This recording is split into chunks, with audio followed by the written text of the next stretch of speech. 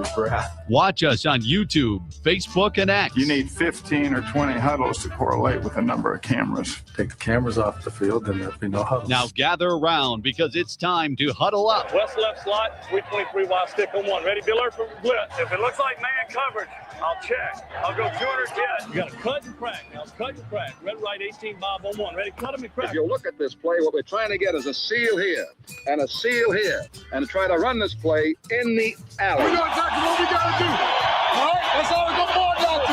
Let's go out and kick some tape. All right? Let's go. 1, 2, 3. Keep doing what you're doing. You got to sit our guys out and make the play. Be right, all the way outside. Wide, left, fake, 396 bag, D-hand, C puck. Is that long enough for you? I want you to be proud of your profession. It's a great profession. Go out there and play this ball game like I know you can play it. With Drew Olson, Mythical, legendary figure. Bill Schmid, Oh, my God. This man's been out all night. and Armin Sarian. This is it. Don't get scared now. Sanchez, we ready? Fox Sports Radio Wisconsin is on the air.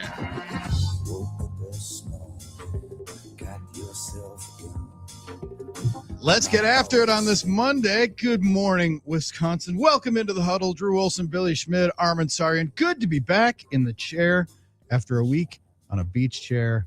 And, oh my goodness, fellas, we live in interesting times. Yeah, we do. And we also live in the land of the free, the home of the brave, and the home of gold medal, and the home of hockey. The home of hockey. It is beautiful to wake up in the land that dominates this sport, unlike our sisters to the north who thought they did for so many years. What a beautiful morning to be alive. Oh my America. goodness. Woo! Oh my goodness. Yes, we did it. We did it. What a game. What a match. It was amazing to think, guys, that we still hadn't won since 1980. I don't know why that kept passing through my mind, that I thought at some point in the last 46 years we had won the gold in men's hockey, and we hadn't. And it kept crossing my mind that I finally saw another thing that I hadn't seen in my lifetime sports-wise. There it is. And I kept thinking about that, like, you know, how many things are left to not see? The Bucks won a title finally. We're all still waiting for the Brewers to win it all. But, you know, Triple Crown was one thing I remember when American Pharoah first won. I'm like, all right, finally knocked that off the list. You know, and this one, and in the most dramatic fashion, what a wonderful, wonderful scene that was. What a wonderful morning it was to watch some Olympic hockey. It was incredible. It was incredible to be able to see it. And we learned from Jim Nantz a couple of Super Bowls ago, 20 years, a generation. So that's 2 generations, Armin, that had not seen it yet.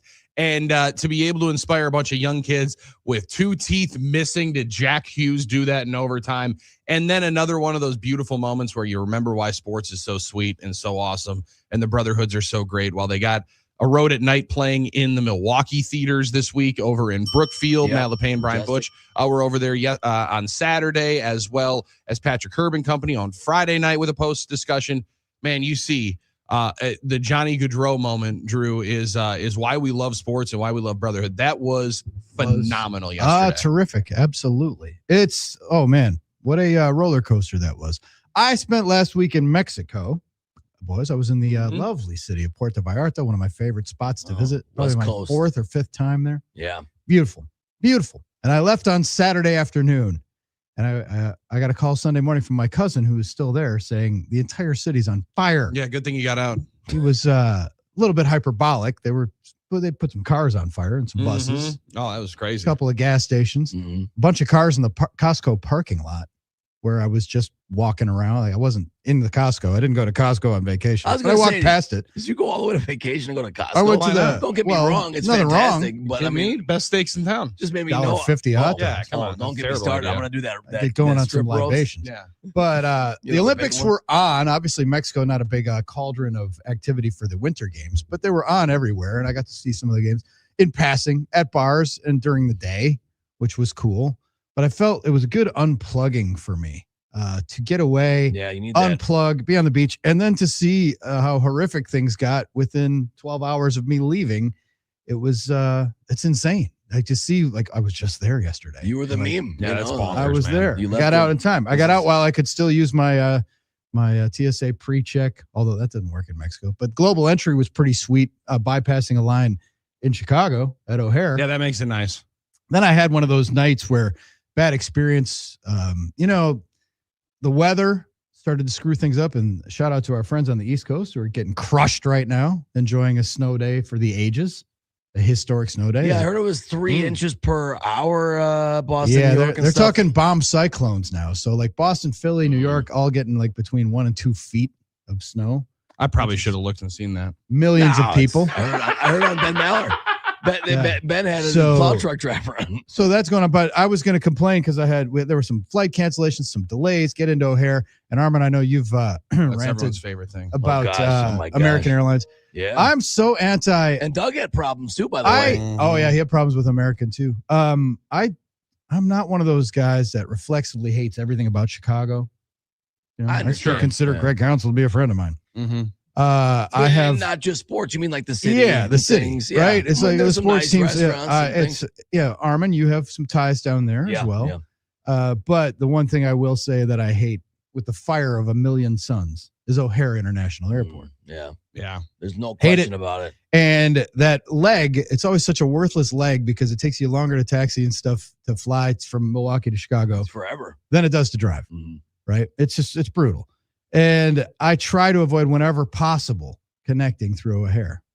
And people say, I'll just go down there and fly direct. Well, that sucks too. Yeah, I would rather fly through Charlotte than anywhere else, right? Because that little 25-minute flight is so easy for them to cancel and just blow off. And they did that on Saturday night. We were sitting in a plane, and I kind of knew this was going to happen. And we're sitting in a plane, finally going to get home, and 40 minutes, we're just sitting there idling while they're de-icing a second time, a third time. Guy comes on. Yeah, our crew just timed out. We have to let you guys off. There will be no flight. Doug didn't have. And then they wouldn't. There was no mechanism because they had sent the luggage crew home to get the bags out from under the plane. Damn. So they're like, you guys can wait like between 2 and 4 hours at midnight. It's a puzzle at O'Hare. Yeah. No, we did what a whole bunch of people did. We just caught an Uber for $150. That once. Yeah, it's brutal, right? And so I was going to bitch about that. Then I wake up to the news that the city I just left, that I love, is on fire. Yeah. You realize it's a champagne problem. People are shelter-in-place orders, and the airports are closed, and people trying to get in or get out were screwed yesterday. And I just thought, well, it could be a lot worse. That could be a lot worse. Could be a lot worse. My goodness. A lot worse. Then that's a good, it's good. So you get those little lessons sometimes. Exactly. A little perspective. And give a little perspective. It's like if you're Jack Hughes, and you lose all your teeth, but it was worth it. It was worth it. Lost all your teeth to get a gold medal, so it's like you give something up, you get the. Life's about sacrifice, and it's about a give and take, and you ultimately do. But that is definitely that's a tough one, and I do believe, Drew, as we live in this 2026 year of our Lord, that travel plans and travel issues will overtake all of health problems. That's it. As people's number one thing to talk about. Like it's always. I went to the doctor today. I had to go last week. It was crazy. I had to go. I had 3 appointments. Nobody even would help me right away in the waiting room. So then I had 2 prescriptions that I had to go fill. Oh, wait. By the way, how was your doctor appointment? Right. So it would be the first thing. Somebody will travel and they'll be like, I hope you didn't have what happened to me 6 weeks ago. Exactly. It is amazing. But as more and more people are doing it, and less jobs are being occupied in those spaces, the more and more difficult it becomes. It also does test human beings, because once you walk into an airport, it seems like most people check a lot of their common decency kind of at the door, at those sliding doors. And then a lot of times you see the worst in people. A lot of Karens at airports. Yeah, no doubt about it. So I'm in Puerto Vallarta, and again, it's a lovely city. And I was just saying as we left, it's like I feel safer in Puerto Vallarta walking around at any time of day or night than I do in my own neighborhood. Yeah, they do have a nice and that was downtown, a nice area that we because of the cartels, yeah. Right? Because the cartel, like they don't want to mess with tourism. They already basically shuttered Acapulco, so Puerto Vallarta was like in the no-touch zone. But then, like the old Vegas thing, right? When the mob ran at the then they killed the kingpin, and things went sideways, and it's going to be rocky for a while. But I still love Mexico. We'll still go there. Now, you know who I saw a lot of there? Who? Our neighbors to the north. Oh, Canadians. The joke was like, take that. The joke was, did I see more Canadians during my week in Puerto Vallarta than Mexicans? It was close. Close to.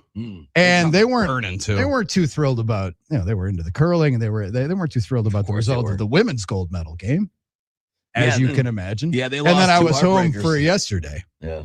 And here we go. Tony and Oak Creek on the NicoletLaw.com talk. Text line 877-794-1973. Morning, boys. It should only be hockey talk all day today.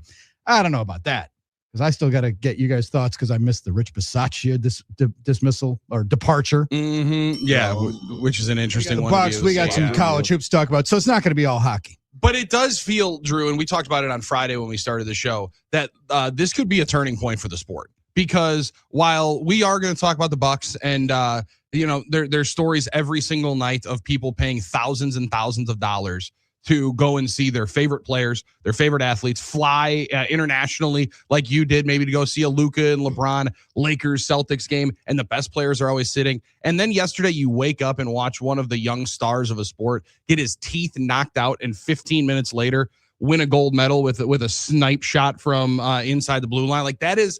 It feels like hockey has a chance with not only basketball struggling as big time as it is right now in the NBA level, Major League Baseball walking into whatever 2027 holds for them. Hockey's like, hey, we had our labor issues 20 years ago. We figured ourselves out here in America, and now it's our sport. Yesterday, I bet there's a ton of young fans that grow up wanting to be Olympians because of what those dudes did yesterday in Milan. Oh, Billy, I hate to be the wet blanket for you. But the exact same comments, had this industry existed in 1980, were echoing throughout the plains and the fields in 1980, and it was going to be the big moment. It was going to be the big spark. But look at the youth World right now. Cup every 4 years. We get the fever. Totally different. The World Cup. Oh, soccer's it. Finally, look at all these people. Look at all the crowds of people watching on Brady Street. Look at all the people that are gathered around TVs. This is going to be a turning point, and then it goes away again until the next big event. Yeah, but what do those ones have in common? In the 80s, you know it, no one was playing hockey because no one could afford it. And the accessibility to it, the amount of ice time there weren't that many rinks. Even around here, there weren't that many. Now there's a ton. And the amount of high school hockey programs, youth programs that are continuing to roll through. And soccer is never going to happen because our best athletes are never going to play the sport.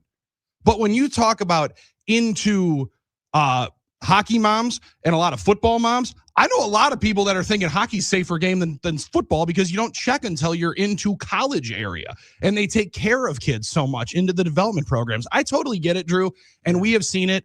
And I'm not going to say that you're not right here that it hasn't happened before. Well, the NHL regular season, I can't wait to watch San Jose Winnipeg tonight. Yeah, because you're actually going to see the guys that are playing.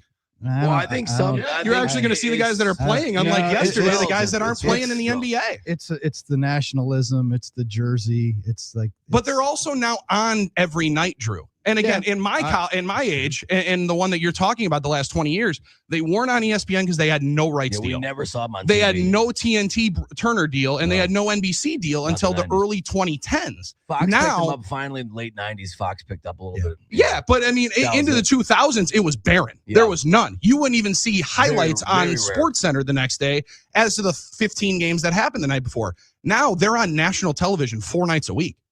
I mean, if you want the ability to watch it, and everybody's going to have the ESPN Plus package, you get basically every NHL game. So the accessibility to it is the difference where you have appointment viewing, you're going to be able to watch stars. And in right now in the NBA, this year has been so drastically worse than it has been for the first the last 5 to 10 years. That with the swing over the last year and a half, I mean, I'm telling you, look out. There's going to be a serious swing towards it. I'm not cheering against hockey. My roots, I covered the Admirals. I love the Admirals. I love hockey. I appreciate it. I've been watching it for years. The U.S. 1980 victory, all due respect to the lads yesterday, remains the single greatest sporting event of my lifetime. Dolph will say the same thing when he comes in here later because he's an old guy like me. But I just don't see it translating that much. We get this every 4 years. You get the fever. Not like this though. You'll get the fever. They haven't won in 46 years though. I know. I don't know how we. Okay, so how you can say we get this every year if they when won we the game don't do a decade ago when Crosby scored the golden goal to beat them in overtime. Yeah. If they had won that game, then we'd all be hockey first. We're in the midst of how many different programs. I mean, you can talk to Greeny and you can get the actual numbers. I bet there's double the amount of youth hockey programs over the last 10 years in the southeastern Wisconsin area, let alone the state. I don't know about 10 years. It may have doubled in the last 30. Okay, then we can split the difference at 20. I think it's grown. It is a sliding scale. I was in high school 15 years ago, and there were 2 high school programs around. Yeah, Shaw and what. There are now 4 different high school conferences. Winter clubs. So, again, I get it. but you're already seeing it. And what starts and what actually gets people's eyes, what their kids are watching. And if I'm going to go in here to try to watch Luka Doncic and he's not going to be playing, but I watch Jack Hughes and he's going to be playing every single night with 3 teeth mangled out. I mean, that just, I get it. I totally do. The but there's entire difference arc to it. of what happened yesterday, and the Jack Hughes thing is a great example. And you're also talking about a game that was tape delayed. I don't know if we can really be comparing that to something last night or yesterday, what we're also going to be able to see. With the amount of coverage that you're getting now, it is going. These guys are going to be different stars. It was tape delayed in 1980, but it also drew like the biggest audiences of. It just dwarfed what happened. No, I know, but then where did those guys go then? Like after they were done, they went and played college hockey, which you weren't able to then go. That you weren't able to go see. Now these guys are going to be playing NHL games 3 nights a week next week. It was different. It was different. They weren't the pros then, and that in some ways that made it sweeter and better that they actually won that. Like this was basically an all-star game. Guys were playing their asses off for their country, no question, which is great. Big time. Imagine seeing an NBA All-Star game where guys were that invested. They've tried to do that with the nationalized play. Kind of happens in the Olympics, but they're never that try tested. to do it.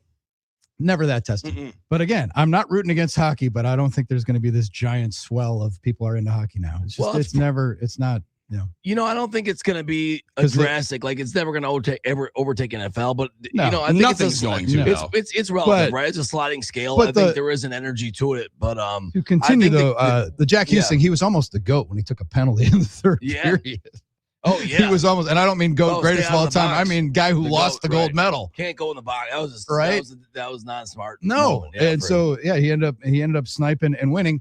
And here's another thing, and this is a hypocrisy test for folks. If you've ever made fun of high-level soccer, and the World Cup's coming up this year, hopefully it'll be in Guadalajara if they can clean up the cartel stuff. If you ever watched high-level soccer and you've poo-pooed the idea that big matches are settled on penalty kicks, you're going to have to shut the hell up about the 3-on-3, because that is, and I'm a guy who loves the runner on second. I love this stuff, but that is not the same as what they played. And that is a gimmick. It's like a shootout, a 3-on-3 finish to that game. They wouldn't do that. They don't do it in the Stanley Cup. They would never do that in the Stanley Cup. And the Canadian side, it sounds like sour grapes, but they're not wrong. It is a different game. U.S. did get outplayed for the majority of the game. Majority of the game. And that's why I think it was even sweeter. In a bottle, and it made it awesome. But that 3-on-3 thing is a gimmick, and you can't. But I think they played an all international play, though. But you can't dump on penalty kicks in soccer and then say, but this was great, because it is kind of a different game. Yeah, and again, maybe we're just running in different circles. I think American people like penalty kicks more than the actual soccer game. True, I actually think penalty kicks is what people enjoy. And that's why I think, again, because it will be, the World Cup does this every single year and it always runs through.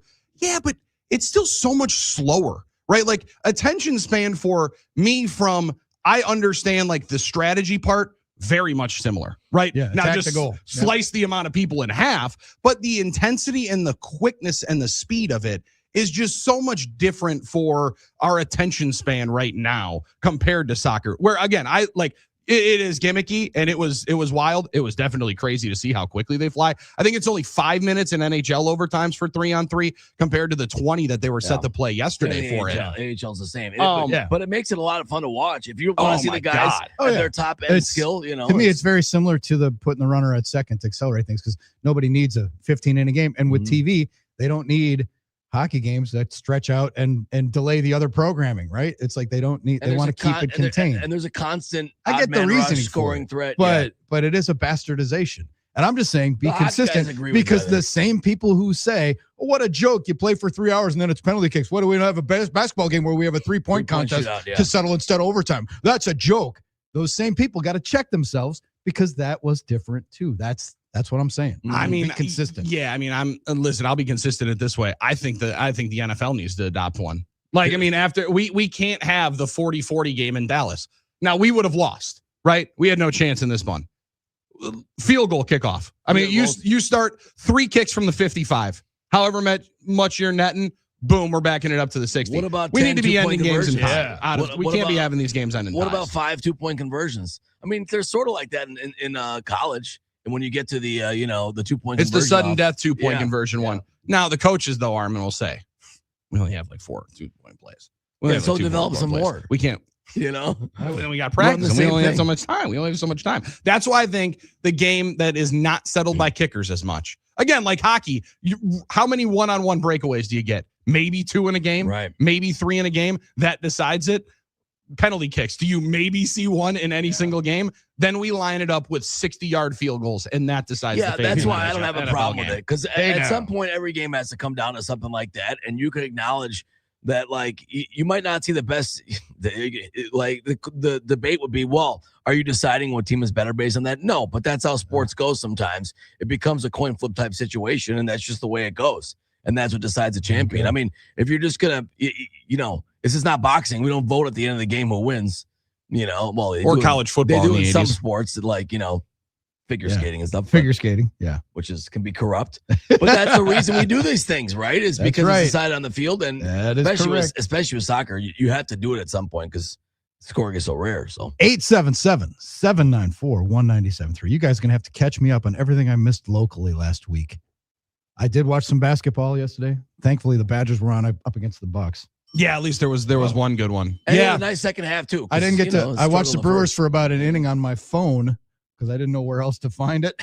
We'll talk about that as we move forward as well. We're gonna have some fun today. Dolph is gonna join us. We're gonna do some game balls and kicks to the balls because that's the way we roll. It's good to be back in the saddle. Tan rested and almost ready to take on a Monday with you, smart, good-looking early risers. It's the Huddle on Fox Sports Radio, Wisconsin.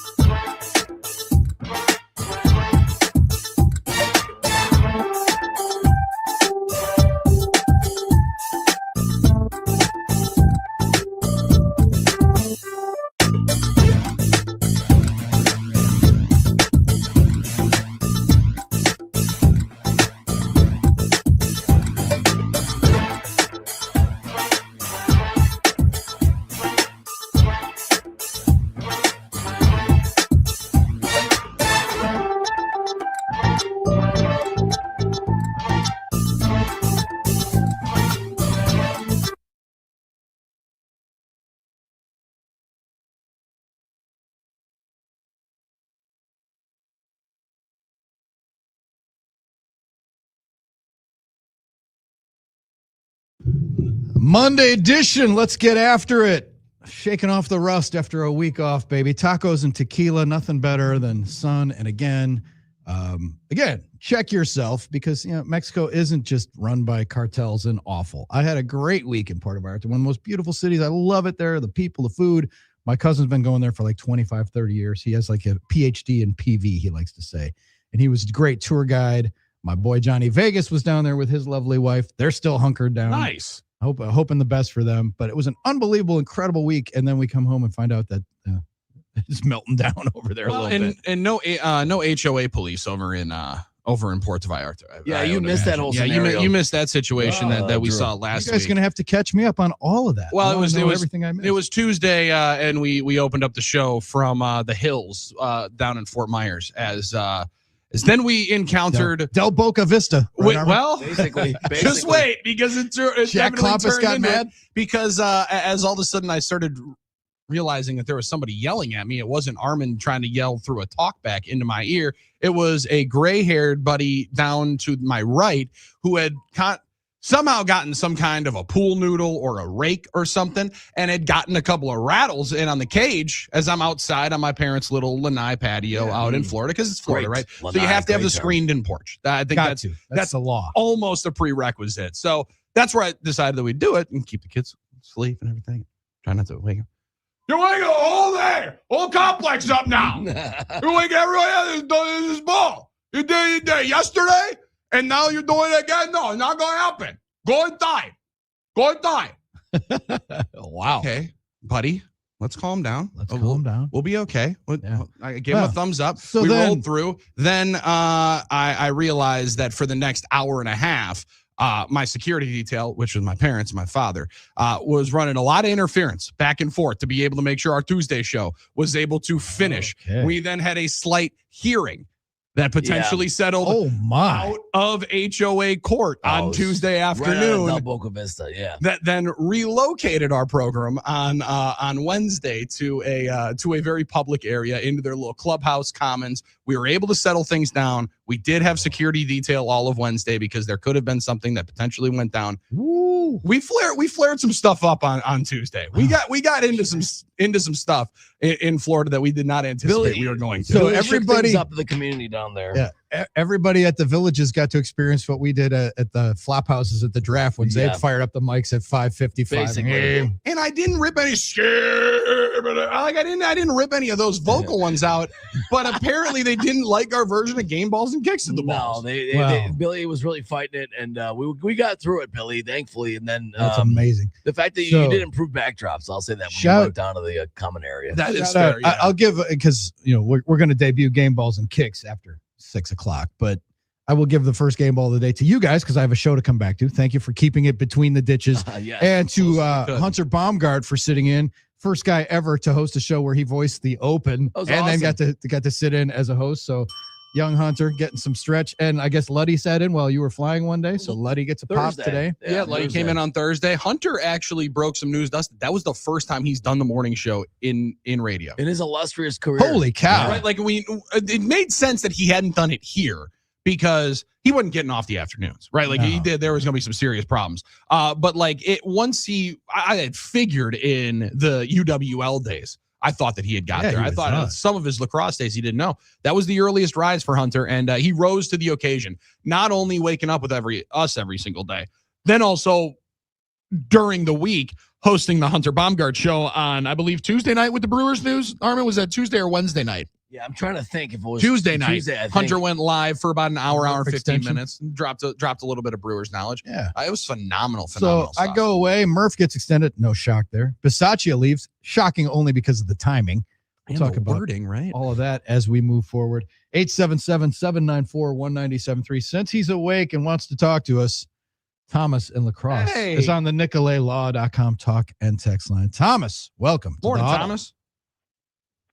Morning, fellas. Drew, welcome back. Thank you, sir.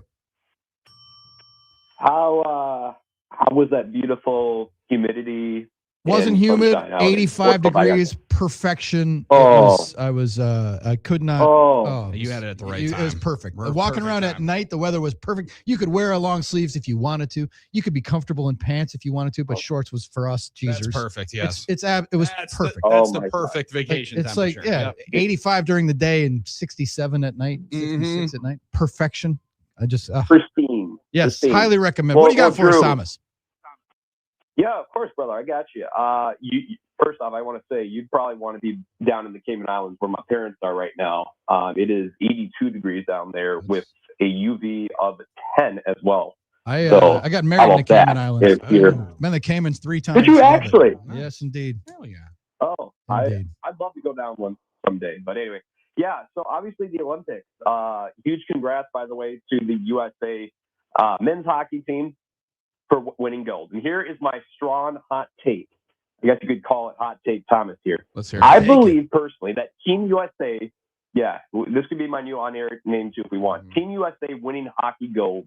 I feel like it's really more than a trophy that encompasses it, right? It really, I think, brought America together when we needed it most, and it gave really us a true moment. No doubt. It was Right. a moment. We shared You it. know, Yeah. I mean, obviously we have the Michaela, Schifrin gold medal. We had Armin. I talked with y'all Thursday. Remember about Alana Taylor's Meyer. Great accomplishment, Mhm. but Mono Bob just doesn't pale in comparison to what the energy is for True. hockey at the Olympics. Well, Very it doesn't solid diminish point. the accomplishment, Very but you're No, absolutely you're right. right, Armin. Yeah. It doesn't diminish it, but it is a little bit different. I mean, Yeah. the team aspect of it, in something that we watch, Thomas, I totally agree with you, man. I couldn't agree with you more. That the fact that it gives somebody, and appreciate it, brother, because it gives something to a pinpoint moment. Now, again, does it mean that all of a sudden the 12 million kids that were going to start playing football, 11 million of them say, you know what? I don't want to be Aaron Donald or Joe Burrow anymore. You know what? I don't I want to wanna be lace Lamar him up. Jackson. I want to be Jack Eichel. I know that's not happening. However, from the do we then coerce our dad to figure out how to freeze up the backyard concrete slab, which, if this was 4 years later, I could already believe that I would have been figuring out a way to ice up the slab in the backyard because Harrison was dialed in. We were hitting with the little Franklin hockey net yesterday. Yeah, I was he was taking some definite slashing penalties. I was getting slashed quite a bit during this moment. Hook, high stick. Really unfair. However, Cross-check. like if indeed it just draws a number of them to a sport that already is growing significantly in population and popularity with the youngsters, I think it's a big one. But I also would say this, Drew, and I wonder if this is a part of it as well. The U.S. women's hockey team does just about as much. Now, they have dominated the sport, right? They're phenomenal. So you knew Right, you expected them a lot more. You hoped with the U.S. men's that they would be there. You didn't necessarily expect, and frankly, because they weren't necessarily the better team for the entire 60 plus minutes yesterday, maybe throughout the game, didn't expect they were going to win the game. But seeing those stars and them become superstars to a next generation, that's what rolls with it. And maybe it was a great cathartic moment. I hope everybody woke up for it. I know I did. Now, granted, that also might have been the morning show in me that had me up at 4:45. Yeah, it worked out for us. But that I way. went out there. I'm Matt Collins did. I put my feet on the bare grass, screamed out America at 5 a.m, and I was ready to roll. It was an exciting day yesterday to have the red, white, and blue rolling. Here's one for you, Billy. What's a bigger injection of energy into hockey? What happened yesterday? And I'm not forgetting the women. Thomas, I think, forgot to shout out to the women for He winning meant gold. to, though. He was rolling. He meant to. He was rolling. He was probably rolling. next. But, on that. I cut him off. Yeah.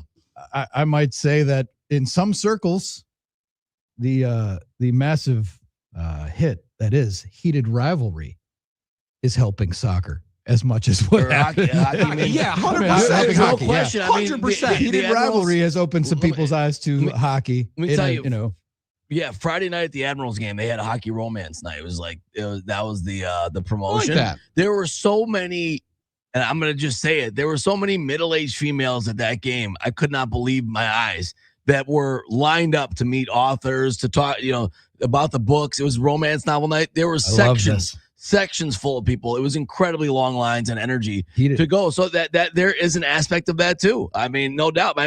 My wife's been watching the show and she's, like mentioned hockey because of it. So there's an aspect of that There as you well. go. And you're right. I mean, I think there's a lot of Danielle Steele books there on Friday night. you know, with little Romance heat up in the the realm air. romance. And there's an aspect of whatever kind of demographic or, strata of society or whatever you are, there is an aspect that you can glom onto when something like this happens. You mentioned the kids. How many kids are going to get in trouble today for trying to flood their backyards with dad's hose to try and make an ice skating rink? Mhm. How many, like you said, maybe it's middle-aged women reading the romance novels or something like that. There's an aspect of that, or someone that never watched hockey before saying, well, this guy lost his teeth. It might be just something as little as that, but the imagery's there, the energy's there, and then you have the moment of the overtime goal. The only thing that could be better for the NHL is their playoffs start like tomorrow, because their playoffs are very, very good. Yeah. Right? Like that's they sadly have a month and a half until they get to the playoffs, or almost 2 months until they get to the playoffs. But again, it's just the accessibility of it. It's the amount of time that you have to watch. And I keep going back to the NBA because I'm such a fan of the league. And it is so frustrating what they're doing to the league we love every single night. The question is, who am I going to watch? And then yesterday there's Sunday night basketball, which is supposed to be a benchmark time. And you're like, well, sweet. Okay. I mean, like it's a good game. It's okay. And some of the guys rolling, but it's just like the night in and night out drama. I hope that hockey's able to capitalize on it, because you're never going to be able to manufacture, Drew, like you said, though, the actual disdain there was between the Canadians and the Americans yesterday. Like, you can't manufacture that as much as maybe the Devils and Rangers don't like each other, as much as maybe the Predators and Blackhawks don't necessarily jive. Playing for country is different. And that patriotism yesterday, that stuff, playing for the country, was awesome to be able to witness. Now, to the NBA, I heard this rolling in today to the Megaplex. The Portland Trailblazers scored a season low. They were held to their season low yesterday at the crypto or whatever arena in Phoenix. They scored 92 points, a season low. First of all, to go the whole season and 92 is your low. Yeah, at this point used to be in the 70s. That's pretty crazy. Pretty solid, yeah. But they were held to their season low, 92 points, and still crushed Phoenix 92 to 77. And you're thinking, wow, they got roundhoused last night. This is a team that's under 500. And they don't score less than 92. I don't pay a lot of attention to the Blazers. I love Drew Holiday, but I don't pay a lot of attention to them. They're on the left coast. Can't say I'm watching them a lot. I watch the Blazers about as much as I watch the Winnipeg Jets.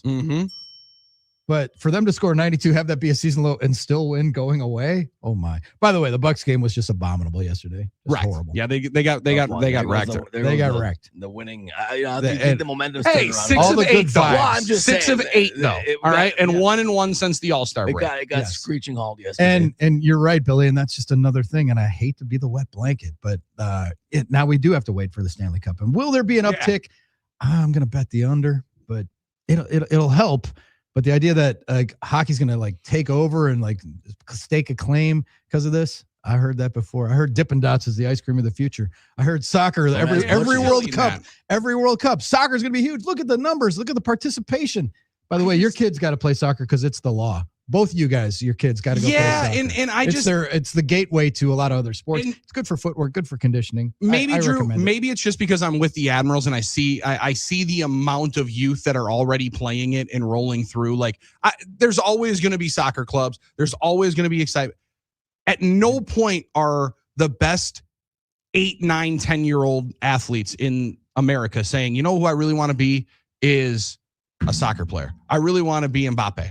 No, they're saying I want to be Joe Burrow. I want to be Lamar Jackson. But if 5 of them are saying I want to be Jack Hughes after yesterday, that's a little bit of a difference. I see a lot of kids they're the Premier League, the access to the Premier League and to international stuff. And we start getting more Americans. Antonio Freeman's son, the lineage, son of an NFL player, now playing internationally. That's true. Part of the U.S. national team. There's always going to be some. There's always going to be a few. There will be. But this one's different, especially the way the sports around it are occupying right now. The thing about hockey is I can go from soccer to playing football or basketball. Right. That skating is a gateway. That's the thing. That's the one thing. The skating. That's the one thing. It's the thing. It's the skating. Not everyone has skates and ice. And if you're not skating as a little kid, the idea that you're going to pick it up at 12. Good luck, but again, that's where the whole conversation goes to. There's so many more rinks now. There's so many more places for you to go compared to just the Pettit Center when you're talking about in the 80s. Sure, Wilson Park. And Madison or Wilson Park. Madison's always been a hotbed for Badger hockey and I totally don't make me do this. I don't think we can compare professionals on skates in playing for the USA to Badger hockey. Like I don't compare think the that's going to Admirals compare to Badger hockey. Right. I went through that when I was covering the Admirals. I'd go to bed. Everybody's all fired up about Badger. I'm like, oh, this is slower and it's not as good. And most of these guys couldn't play. And this was back in the International Hockey League days before the AHL. And that's the part of it. Like the skill is so much better now. Like the athletes are so much better now. But I just mean in terms of youth hockey, is there going to be an uptick in Madison that's already got a vibrant youth hockey community? Will there be? Will their numbers swell? I think there will be. Yeah, oh, Billy, I hate to be the wet blanket. No, that's fine. You've seen it. You know way more. Yeah, but we'll see it. We'll see if it happens. Well, I think just to throw my 2 cents in before we go to break, I think you'll see a bump. Question is how much and how will it sustain? But you'll see a bump. You know, it's a sliding right. But scale. what is our barometer going to be? Well, is it the NFL? No. Okay. Are there any kids who like don't want to muck it up in the corners but want to be Jordan Stoltz? That's a good question. Good question. What is figure skating going to see an uptick, a surge? Because every 4 years we have these conversations. But you also get to do it with your friends, and you can't do those with your friends, right? Like I can go and practice my double axel or whatever, or we can skate a 500. You can't do that like you can play in hockey with your boys. But I heard Gen Z doesn't play outside with people anymore in the neighborhood. So maybe I don't know. That's true. I don't know. I think they still do. I hope at least. Yes, please. absolutely. Please. Game Balls and Kicks the Ball is going to fire up after 6. Dolph is going to be here at halftime at 6:30. We'll get his thoughts on all this. Got to catch me up on you guys. I want to put a quarter in so you can give me your greatest hits about Bisaccia's departure. Going to talk Brewers because they're in camp. They're rolling, although this is a weird because the World Baseball Classic is going to take some guys away from camp. It'll be a good opportunity for sorry, Joey Ortiz. Guys. Who said that? Yeah, who said that? Who said that? Take a quick break. It's the Huddle, Fox Sports Radio, Wisconsin.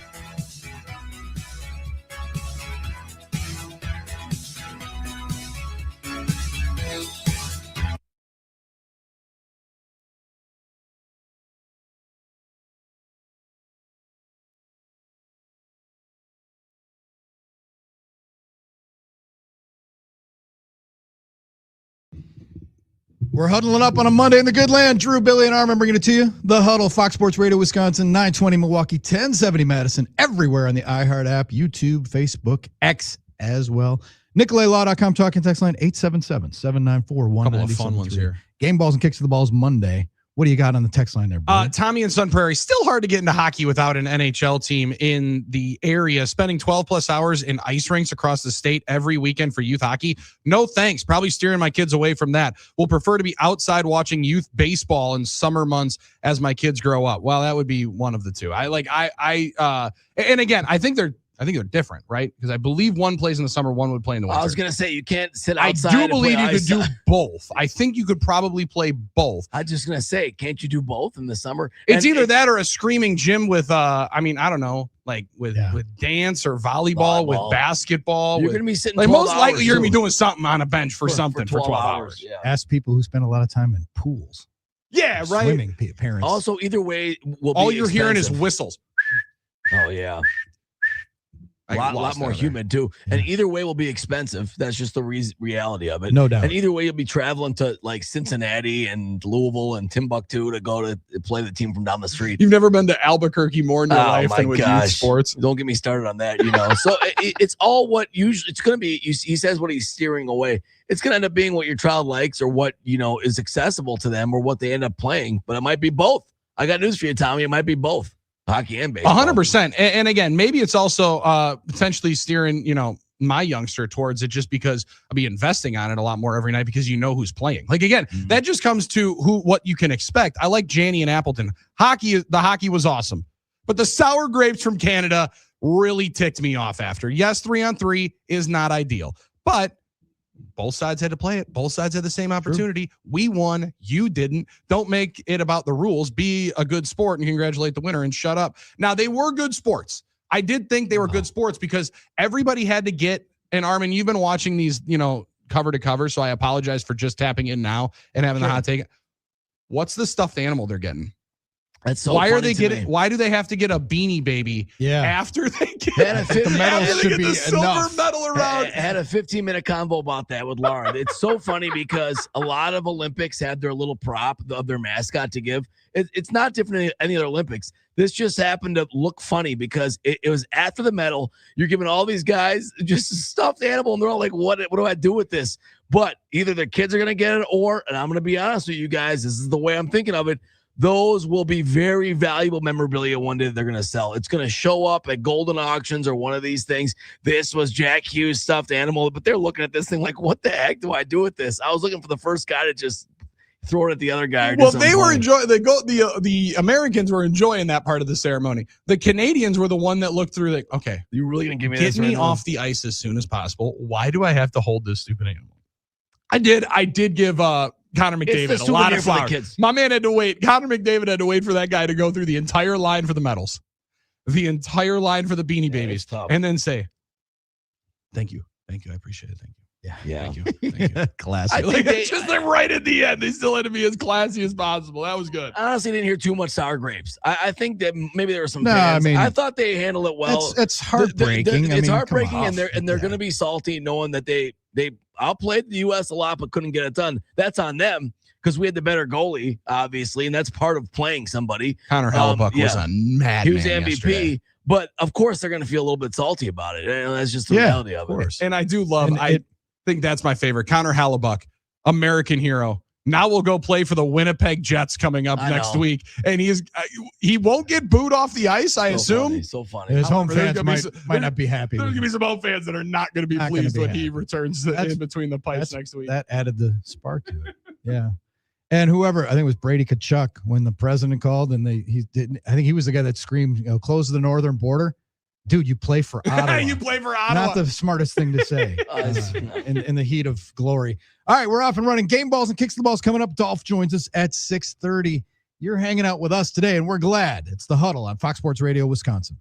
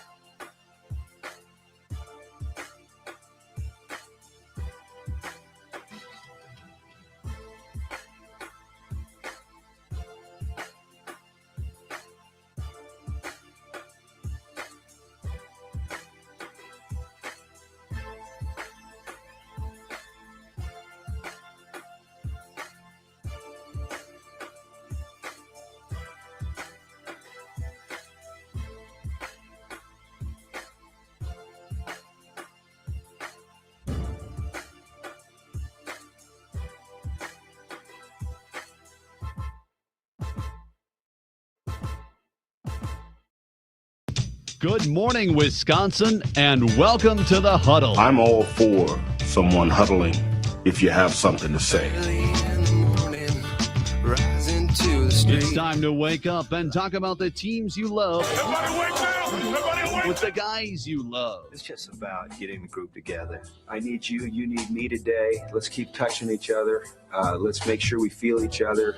Let's make sure we smell each other's breath. Watch us on YouTube, Facebook, and X. You need 15 or 20 huddles to correlate with a number of cameras. Take the cameras off the field, then there'll be no huddles. Now gather around because it's time to huddle up. West left slot, 323 wide stick on one. Ready, be alert for blitz. If it looks like man coverage, I'll check. I'll go 200 jet. You got to cut and crack. Now cut and crack. Red right 18 Bob on one. Ready, cut him and crack. If you look at this play, what we're trying to get is a seal here and a seal here and try to run this play in the alley. We got to what we got to do. All right, that's all we're going to board down to. Let's go out and kick some tape. Come right. Hey, yo. 1, 2, 3. Keep doing what you're doing. You got to sit our guys out and make the play. B right, all the way outside. Y left, fake 396 bag. B hand, C puck. Is that long enough for you? I want you to be proud of your profession. It's a great profession. Go out there and play this ball game like I know you can play it. With Drew Olson, Mythical, legendary figure. Bill Schmidt, Oh, my God. This man's been out all night. and Armin Sarian. This is it. Don't get scared now. Sanchez, we ready? Fox Sports Radio Wisconsin is on the air.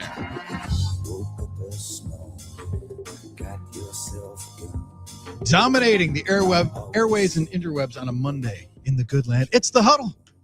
Broadcasting live, Fox Sports Radio Wisconsin, 920 Milwaukee, 1070 in Madison.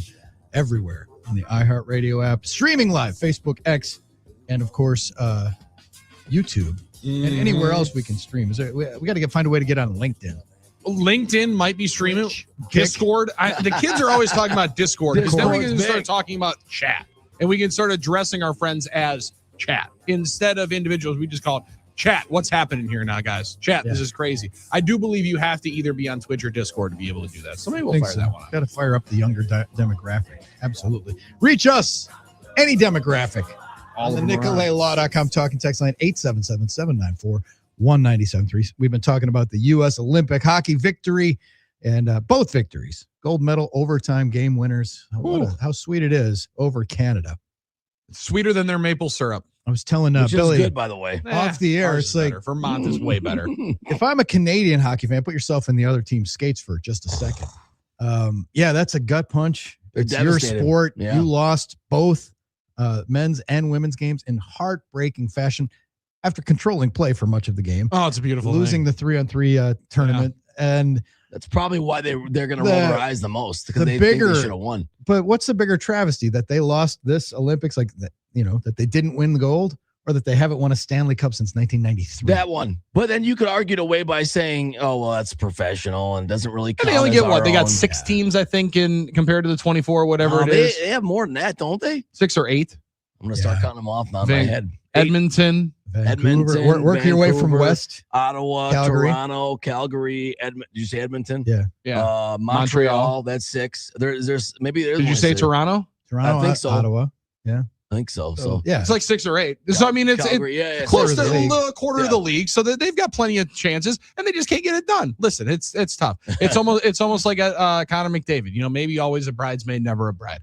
Or maybe you can get the Wayno treatment. Hey, you be one of the greatest of all time, then really make your bacon when you come to America. Like, get yourself out of Canada. Then you start winning titles and cups once he's playing for, I don't know.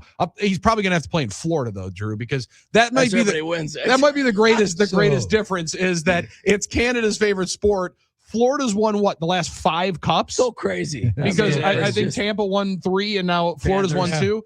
And all of these guys, Drew, hey, we're all simple. We're all very, very easy. These guys in Fort Lauderdale are like, they bought this big area. We have all these houses.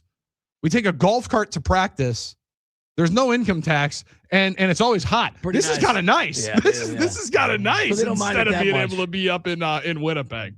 So that anomaly, though, 1993, since the Winnipeg. Canadians won, Montreal Canadians, with an A and an E. Yes. Canadians won the cup in 1993. We're actually talking French. So if you were born that year, you're 33 now. Man. And a lot of Canadians don't even like Montreal. Guys. So they don't even like Quebec. But to Billy's point, you look at the proportion they don't. Yeah. You look at the proportion of the league. It's like saying, well, when's the AFC South going to win a Super Bowl? Good question. Good question. Or the NFC South, for that matter, other than Tampa. Tommy, you got 2 divisions there, a bigger number of the league just mired in ineptitude. That's still also dreaming of what it's like to be able to play in a Super Bowl. I was running through all the different teams with my kid yesterday, and he says, wait, Daddy, the Lions play in the Super Bowl. I was like, nobody. They've never played in the Super Bowl. And we can't let them forget it. Yeah. Drew, this is also, and you touched on it, and you're exactly right. Why is one of the excitement levels, and why is it so much more exciting of what happened with the U.S. men's and women's hockey team? Because it's against Canada.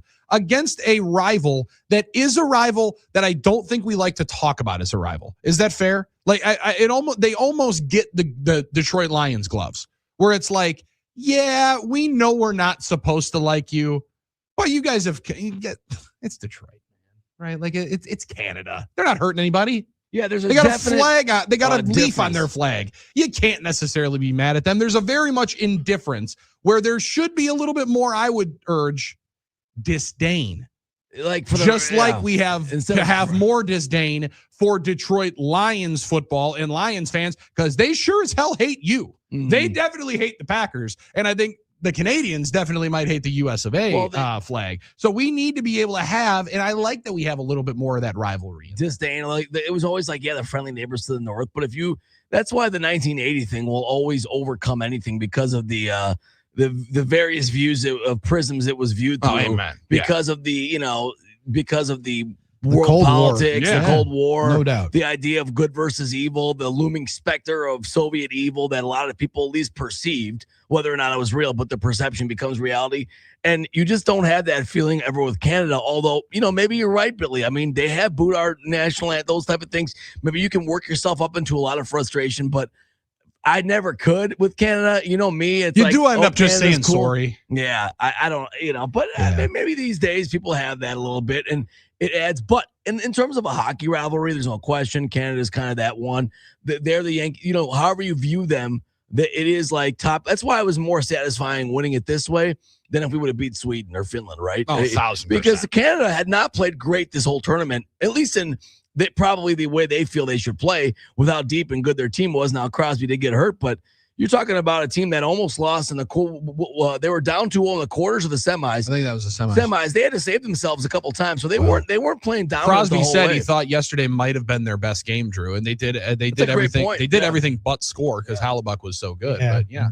And they were so close many times. Absolutely. Do we really need to be hating everything about Canada? Maybe not. Good, but good old-fashioned sports hate. We need more of that in the world because Lord knows there's so much hate for everything else. Exactly. Let's get more sports hate. And I hate Canada because of their flag and those uniforms, which, by the way, we're pretty sweet, by the way.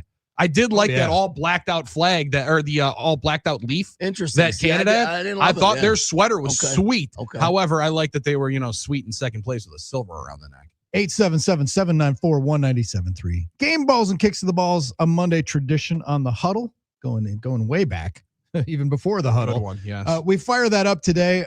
Armin, you got some sounders for us. So here's the deal, game balls, a celebration, people in towels and sports underwear. You get to present a game ball for a job well done. Today on the program, it sounds like this. The golden goal for the United States. All right, pretty straightforward, right? Beautiful. Pretty Armin. easy. Great choice. Conversely, kick to the huevos, a kick to the nads for a performance improvement plan for a job not well done, for needs improvement. What is a kick to the nads today? Please cease operations and leave the building. You might ask yourself, what is what this? Was that? All I right. mean, I was like, there's a spring training game between the Cubs and that was the Scottsdale Stadium. It was when they had an emergency thing going through and nobody did anything. So I just thought that was kind of it's like the fire alarms at Assembly Hall in Bloomington talk for about the Badgers basketball. I know the audio's not great, but you talk The about audio's horrible. Okay, but that's kind of the point. You First talk kick to about the doing a balls bad to job. Armin for So bad Armin audio. for choosing Why? that one. I thought that was funny. No, it's hilarious. That It is one, hilarious. That was my no-brainer. That's funny. The reason why it's a kick. The reason Charlie why Brown's teacher weighs in. True. The worst part is there was Hall of Famer and voice of Sunday Night Baseball in my childhood, John Miller, explaining what on earth is happening. It sounds like there is a fire alarm. It's here, but the umpires continuing to play. Craig Counsell walks out. He's like, dude, man. what are we doing right now? What's happening? Are we actually in danger? And the ump's like, I don't know. I don't see any smoke or flames. I don't care. Keep playing. We're not getting paid by the hour here. And they just keep playing there at Scottsdale Stadium. Maybe they hadn't turned the lights on in a while, and they fired up some cobwebs there yesterday, Drew, because the emergency alert system blows off for a good 2.5 minutes. I think while they continued to play baseball in that first inning. The actual warning is okay, fine. It's not great. I need to get crispier stadium audio. I'm proud of you for trying. Yeah. Good effort. Good job. Good effort. Good job. Good effort. Good effort. Maybe not. Armin would have been that kid if he would have been at the game. Good job. Good effort. I would have left. You got me messed up. If you think they're not throwing a warning up to get out, I would have been out of there. I was talking about the kid as the Heat were leaving. Oh, the good job, good effort. Good job, good I've effort. been that guy. You would have been that guy kid. many I think you times. might be related somehow to that kid. I am that guy. Let's do a DNA test. I was that guy at the front row of the Gym Blossoms on Saturday night, yelling that to Robin Wilson. Dude, and Jesse that game there in Scottsdale gave a lot of different moments yesterday. Not only did the security alarm go off, it had Jeff Kent call Alex Rodriguez a fat ass. Yeah. And also saw later on in the contest there be more of an issue where, the Cubs forgot how to base run, Drew, and ran into a triple play. That game was the most spring training you've ever seen a spring training game, where the alarm goes off in the first inning, a team runs themselves into a triple play, and a Jeff Kent Hall of Famer this year, right? Hall of Fame elect. Is that the way I put it? He's going to get voted into. He's not a Hall of Famer yet.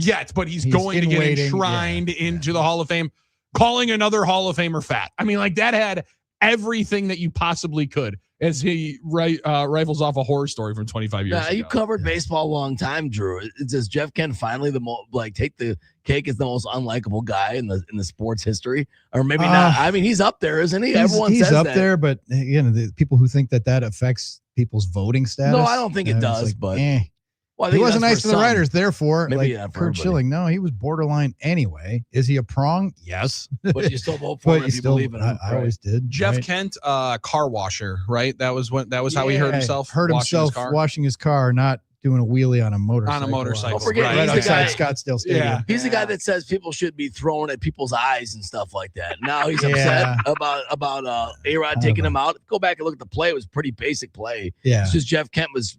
Well, never Go back and look at some. I don't like Lou He tore my Piniella. knee up. He slid. He rolled his fat butt right past the base. That He's son of a gun. He has definitely not thought about over the Go years. look at some of the plays from the 70s. Yeah, your career's over. Jim Gantner and these guys playing straight up football. Imagine putting him on the broadcast. All right, game balls and kicks of the balls. Weigh in 877-794-1973, and we teasingly rip Armin for the quality of the audio, but it was a good idea. We appreciate it. In theory. That's all good, guys. Good idea in theory. So, game balls and kicks. Game ball to the Badgers men's basketball team and Nick Boyd in particular. Big time.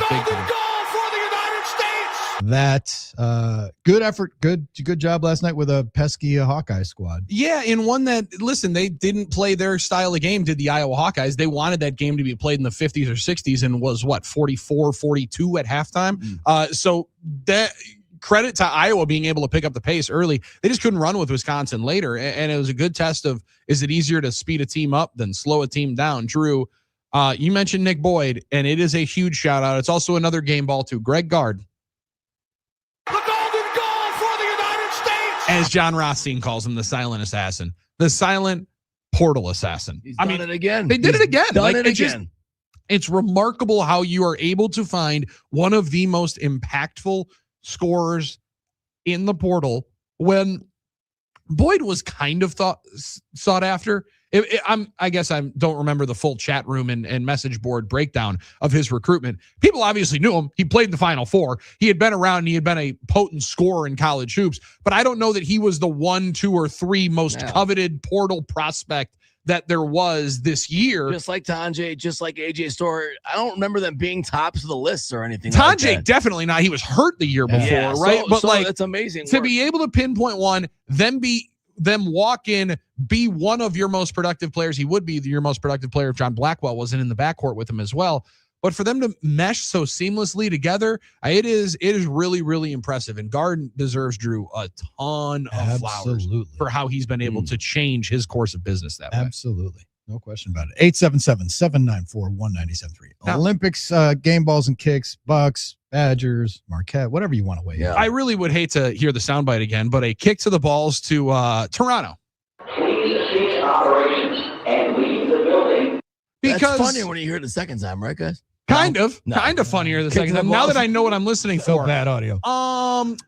Kick to the balls to Toronto. Has any city seen 2 more disastrous heartbreaks in a year? Now, again, I still would say a Blue Jays World Series might have meant more to the city of Toronto than yesterday's gold medal did, but I don't know if anyone's been closer to 2 championships, guys, and not gotten either one of them. When my man is sliding into home plate, he's 3 inches away before Will Smith's foot catches the ball in the force out at home. And then the Hallebuck save with the blocker yesterday. Toronto, as much as everybody in our neighbors to the north is feeling it, man, you guys are feeling a very, very difficult kick to the Nads here this morning, because those are 2 razor close misses that you've been able to have. Sorry about it. Packers fans know all this. All right. Game ball. Well, we mentioned earlier at the outset, I got out of Puerto Vallarta right before things started to Game get ball on Right the time, yeah. Game ball. You got out.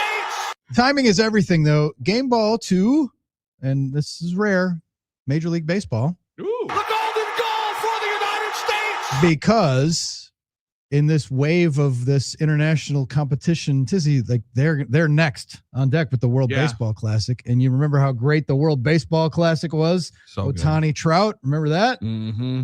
That's going to be good, and then that's going to set the stage for the World Cup later this year, if it indeed goes off, basically, based on the current situation. The World Baseball Classic is going to be awesome. I can't wait for it starting up. The games start, I think on the 4th, maybe the 3rd or 4th. Yeah. Drew, I saw Adam Wainwright yesterday. Now he's doing Fox coverage, former Cardinal, saying that he was trying to urge Major League Baseball and the Players Union and everybody to allow major leaguers to participate in the baseball version of the Olympics when it returns in 2028. That would be the way you'd be able to capitalize, I think, like the NHL is right now, of in-season excitement. I don't know how that would mess with the schedule. Brutally, I could assume, right there in the middle of August. But if indeed whatever potentially might happen next year in 2027, that would be a hell of a resurgence. If the doomsday scenario in 2027 happens with their labor strike and there's no baseball, that might be the only thing that could save some face with Major League Baseball. If they're like, you know what, though, we are going to put our major leaguers out there, let them play in the Olympics because we need a little bit more goodwill. Because like that could be a disastrous time for the sport, but comes at a possibility where you could grab a little bit more of that heat if indeed that doomsday scenario went down. I'm wondering what happened with Tony Clark and the Players Association while I was on the beach. I did get that in my social media scroll. Yeah. The fact that he's out, maybe it'll change things, and maybe there can be some kind of accord. They said the lead negotiator is taking over, Bruce Meyer. But like you'd know so much more about this than us. The amount of conversations that Clark has had to have had, you would assume, with Major League Baseball individually has to set a lot of this stuff back, right? I don't know. Timing wise, I think it's usually a panel of guys on each side, so it's never like the one-to-one. Let's hammer out a deal. It's usually like there are back channeling and deadline spur action. And the last time they avoided it, it was like 2 months after the World Series, maybe, or a month, 6 weeks after the World Series. They came to a deal and we didn't have to worry about it. Maybe that'll happen again. I'm more bullish now. Like 2 weeks of spring training last time. Yeah, I just don't think. I just can't foresee where they couldn't come to an accord, and the players have it pretty good now compared to some other sports. Has your thoughts change on that? Because there's definitely a point where I think a lot of people were pretty depressed or pessimistic about what was going to happen. Thought it was inevitable, but and I just feel like they just know they can't. Yeah. There's way too many smart people involved, right? To know that you can't miss an entire season. How many fans in small markets would be okay with the stoppage if it meant a salary cap or at least some sort of better organizational structure? They would, but then when you dive deeper, and Dom Contronio and I have talked about this, I don't know that the cap is going to help the Brewers fans as much as you think, because you're still in Milwaukee. The revenue streaming thing. There's a cap in the NFL. And Cincinnati hasn't won in forever, right? There's a cap in the NBA, and Sacramento still exists. There's also this belief, and I love the NFL more than a lot of things in life. There's also this false belief that the salary cap is the reason why there's parity in the NFL. That's not why there's parity in the NFL. There's parity in the NFL because of the pick dispersion, by the way that it continually cycles through, the schedule revolving. Like, it is built to allow teams to go from 6-11 to 11-6. It is not because everybody can spend the same amount of money, because everybody can do the same gymnastics that allows you to not have to spend that same amount of money. But the at the core of it in the NFL is that they split the revenues. And it's like they don't have a Dodgers and they don't have the Yankees and Dodgers. But like in the NHL, again, it's the hardest salaried cap in professional sports.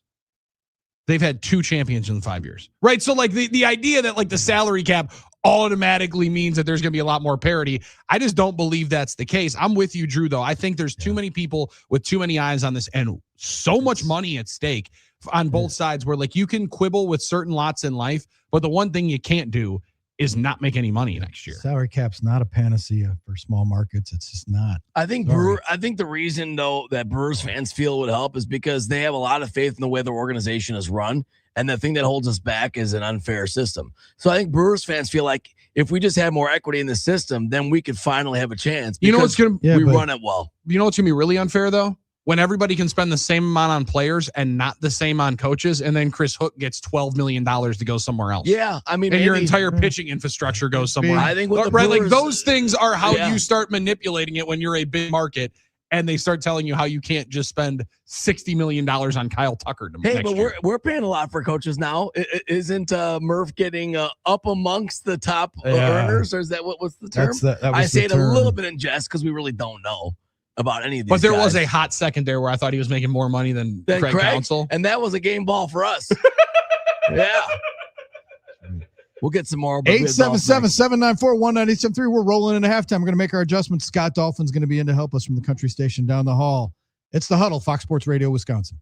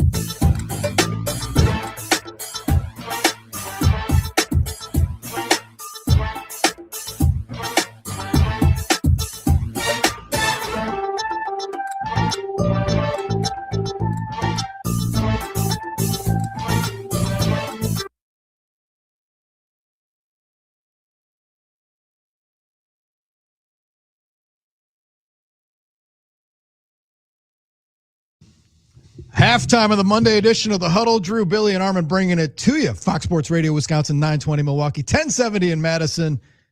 Halftime means adjustments. Halftime means a visit from Scott Dolphin from the country station down the hall. Welcome back, Drew. Hey, welcome back. Double duty. He was doing our updates today. Yeah, he was. Filling in for Amen. Doug Russell. Oh, yeah. We heard you earlier. I'm a little rusty on those. I used to do a lot of those. And then and lately it's just been for a couple of the stations. Now with Doug gone, I've been doing all 6 radio stations, man. I got to get here early in the morning. You sounded good on those updates. Thanks, Armin. We got one more coming at 7. So yes, I appreciate it. Fired up for then that. Russ Douglas will be back from Hawaii and his trip to the national parks. Maybe because he's had a lot of issues as well with the planes. Airlines, planes, things like that. The East Coast being crippled by the blizzard has just said that the trickle down. Like, what do you mean? It's not snowing here. Like, yeah, but flights are canceled everywhere. They're talking 2 to 4 inches of snow an hour overnight from New York State up to Massachusetts. Isn't it wild? All right, Dolph, I need you to come in here and give me some support as a fellow old guy. Because Billy's all excited, and Billy came in this morning and I had to be the wet blanket. He thinks that what happened yesterday is going to spike interest in hockey, and it's going to, kids will start playing. And I've told him, man, Dippin' Dots isn't the ice cream of the future. I've heard this before. I wish you were right, Billy. I really do. The problem with hockey is it's so damn expensive for these families. You heard the comment yesterday with our goalie, Mr. Stand on his head superstar. Yep. He already had a brother in touring youth hockey, and his parents said, sorry, dude, we can't afford to send you on these trips too. It's just too expensive. So you're going to have to play other sports. And it ended up working out for him. He was really good in high school. He got a ride to UMass Lowell, and then the rest is history. But my nephew played hockey, and they were always going to Ohio, Indy, all over the Midwest. It's a road travel ball. They're doing that for soccer. badminton. They're doing it for everything. Soccer. I mean, like, they're doing that for everything. Soccer, softball, Everyone's doing it, baseball, guys. Everyone's doing AAU, travel ball. It's Just wait, become that way. just wait. Private equity's getting involved in youth sports. Yeah, maybe so. I mean, I would watching the Olympics and watching how these guys play so hard for their country. I should watch more hockey. It is an incredible sport to watch. That is sick exactly to my it. stomach the whole game yesterday. That was it. You said it right there, Dolph, is the thought of I should watch more hockey. And then you'll flip on the television next week and be like, oh, wow, there's 3 hockey games on. Yeah. Oh, and 3 of those guys were on the American team. Great. Where are the Badgers now? Like, you're still going to watch local stuff that you watch. Yeah, I mean, but if you're it's always been there. Like, the internet exists. Like, if you want to follow, and there are people that follow hockey. This kind of accessibility to hockey, I don't think you're understanding that it hasn't been there. Like, I grew up in the early 2000s when I would turn on SportsCenter and you would not see one highlight of an NHL game. Now you turn it on and it rolled. When ESPN had hockey, they pumped a lot of highlights. Well, now they and now they do again. So now they actually have it. So you'll watch it. You'll see highlights. They'll talk about it on these shows. It'll be brought up and it'll be more of a mainstream conversation, unlike before where it was treated like international soccer. Now that they have a vested interest in it, I think there's a little bit of a difference to it. I'm going to try to be better. I remember, as Drew probably does, Miracle on Ice. I remember that the injection of excitement that put into our country. Hell, I went right out and got the jersey for Christmas, and I was so excited to get that Team USA jersey. Nice, but that faded after a while. In '84, we kind of stunk at the Olympics, and so I don't know. I remember as a kid, they told me, get ready because soccer is going to be bigger than American football by the time you're an adult, and you better get used to the metric system because we're all going to be using it by the time you're an adult. And here we are, many decades later, and we're still American football is as big as it's ever been, if not bigger, and we're still not using. But what are they doing with American football? What's the number one topic? Why are they not keeping it here? Why are they going all over the place? Why are they branching it out all over the place? If you really want to talk about people being upset with the kind of culture inside of America, they're continuing to branch out because they want more youth playing it. It's continually grabbing, and that's what they're trying to do. So the money I totally get it. You guys have seen it. You guys know it. You guys know way more about it because it's happened 40 years ago. But now with the amount of ice, the amount of rinks, the amount of accessibility to it, I think it'll be different. But, we'll have to have this conversation in 20 years where maybe it won't be 2 generations ago when they finally win another. When I was in high school, there was like 1 or 2 guys that played hockey and they had to get up at 4 a.m. and go skate. play for Shaw. Yeah. They had to go play now at Wilson Park. High schools have teams. Yeah. And they do. And it is more, but it's still not like, and we go through this and it goes in waves. When there's great NHL Stanley Cup playoff games that go overtime, people watch it, they evangelize and like, this is better. The NHL is the best playoffs, better than the NBA, better than March Madness. And it's still hockey. It's still niche. It's still, Yeah. And I obviously it's bigger in other places. Minnesota, it's sacred up there in the high schools. Just as football is in Texas and Minnesota and Boston, Florida. You had 4 kids on the ice during that winter, all from the state of Michigan yesterday. So clearly it's bigger in other places. It's than big here. in the North. Will it ever be big in the South? I mean, if you look at, I don't know, they've won 5 cups in the last 5 years. So it would be the time now to do it, right? Yeah, you would think, like, is there a surge in Florida of hockey interest and participation? I think there is, but you're not going to believe it. I don't know. But they can't just go outside and play in the South. Well, that's just it. But that doesn't mean they're not interested. And that's also a quaint notion, too. Billy was talking about flooding the backyard for his boys because they're a little young yet. Yeah. And maybe it'll come to that, right? But that notion, too, the idea that any of these guys that we saw yesterday spent a lot of time playing shinny hockey on ponds and stuff. No, from the time they were 4, they were going to drag to rinks and travel teams. That's like the dream of anybody growing up, going and playing at their local basketball park on the rims with the chain nets. Yeah. No, they're going and playing in 16 AAU tournaments and being shipped off to 4 different teams. My daughter played soccer as a youth all the way up through high school into high school, and she was on a select team and stuff and travel or whatever. She never once got together with friends on a Saturday in the park and just knocked the ball around. It was always with coaches and it was always structured. Yeah. Never had that. And it's so this romantic notion of backyard rinks and stuff. It exists. I'm not saying it doesn't. The Admirals did a good job a couple of years ago with social media, going to people's backyard rinks and taking their players and taking Roscoe. And it was awesome. And it's cool, but it isn't that prevalent. Yeah, I mean, youth sports are what they are today, and it's all, whether it's AAU in basketball or, as you just mentioned, the touring, the travel teams, the elite teams in other sports. And as far as hockey goes, now I don't have the roster in front of me, but I'm assuming the Wisconsin Badgers, both men and women, there's probably not too many Wisconsin high school players on those teams. Is there? I don't know that for a fact, but I'm assuming most of them are probably from Minnesota or the East Coast, like Armin mentioned. That's where a lot of those. Yeah, still the hotbeds, but it was a great moment, and I hate to be the wet blanket, but. And it happens every year with the World Cup when we see the crowds of people on Brady Street and at bars and early morning watching World Cup games, and you think, oh, this is awesome. Look at the momentum.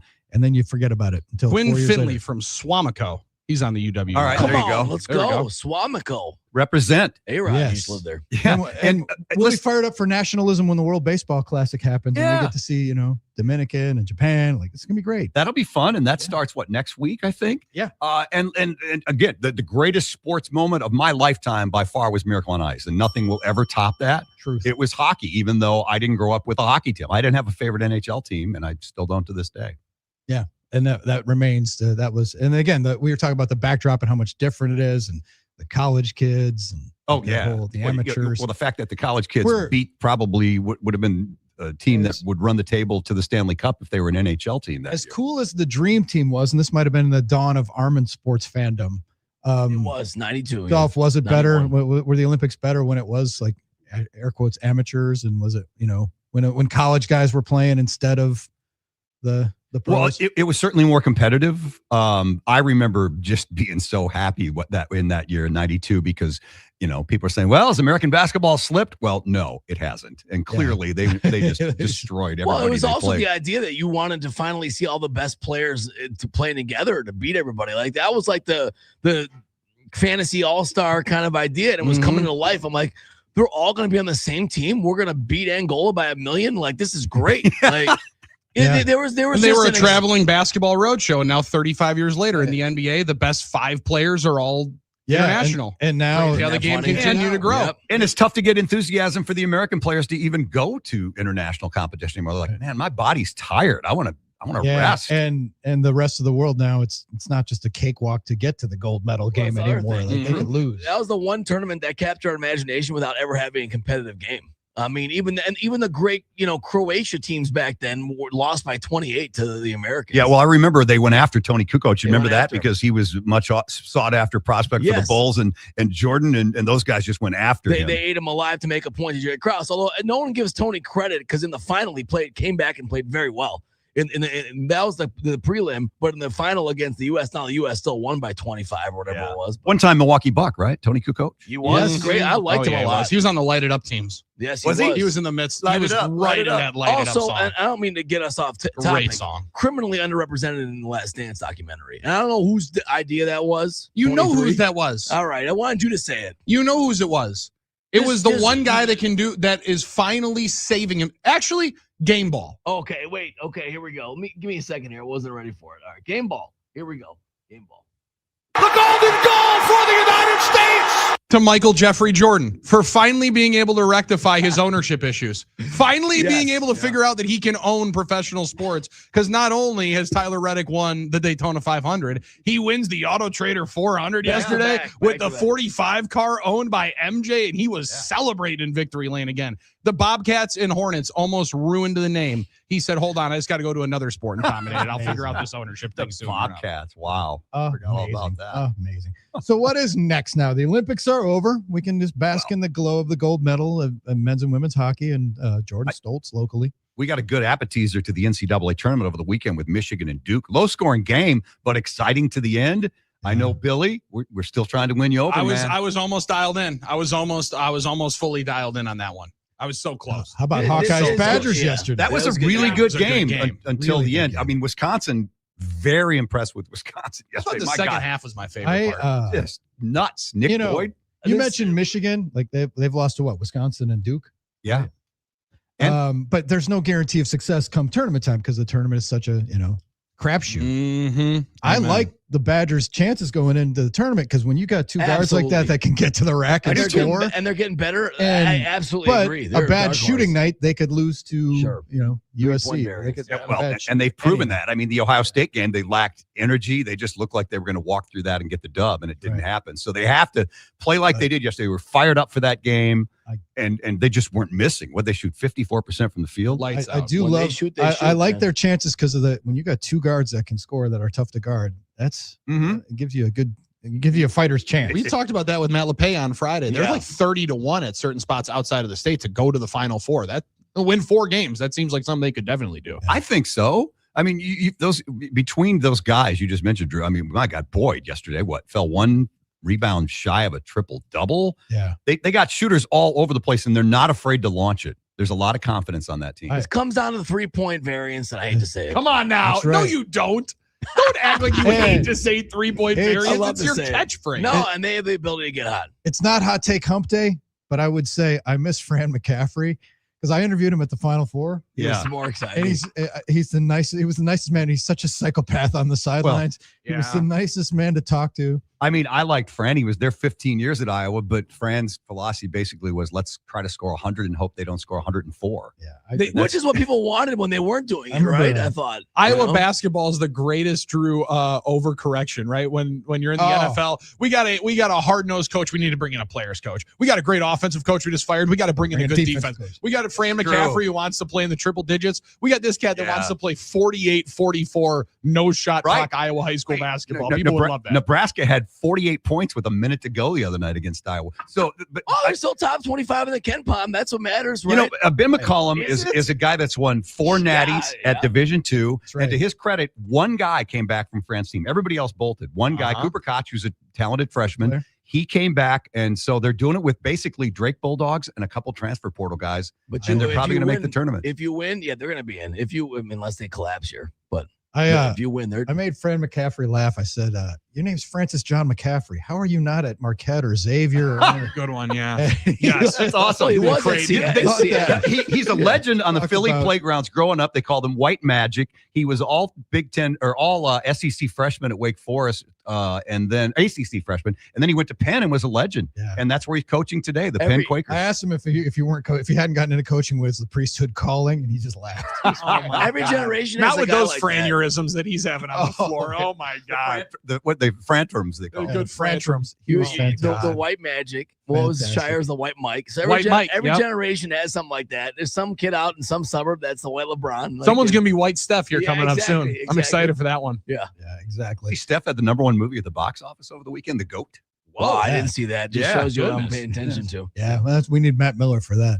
Dolph, thank you for the halftime report, this injection of energy, and for being the old guy, another voice of reason. Billy, I love your optimism, and I hope it does. I do too. True. Let it happen. I do too. Go get the kids some skates, Billy. Well, listen, Dad doesn't know how to skate, so they're probably not, but they're going to be watching a lot because Dad's going to be watching it and investing on it. A lot of guys taking their kids to lacrosse that never played. Just saying. Mm-hmm. Just saying. That's makes it peaceful. All right, we'll take a quick break. Game balls and kicks continue. It's the Huddle, Fox Sports Radio, Wisconsin.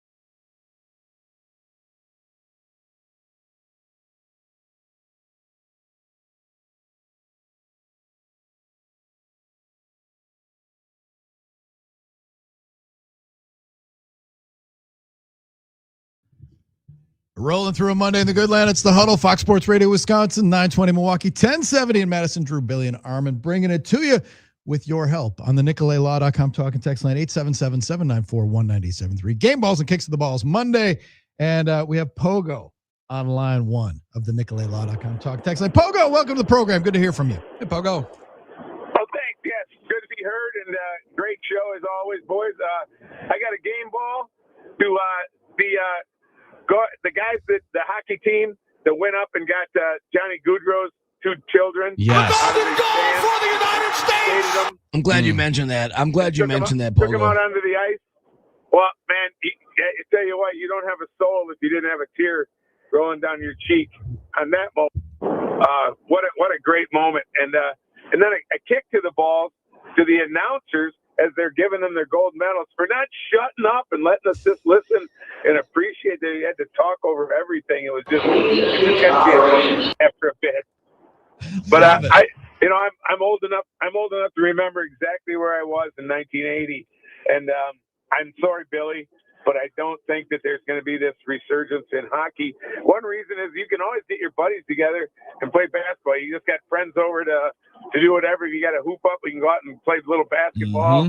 You can throw the football around and stuff, baseball. But I just, for one thing, not every kid can skate. I couldn't. After the Olympics in '80, nothing more I wanted to do than play hockey. But I couldn't skate where the darn, and they don't allow I had the old skates with 4 blades on them. And I could do the that, old but runners, they didn't allow that. training wheels. Oh, no doubt. Pogo, I couldn't agree with you more. And listen, you're talking to a kid that was like, I would be the goalie if I was invited to the pickup hockey game because I couldn't skate. However, I was thick enough that I could wear tennis shoes, just slide, and it would be all right. I could figure it out.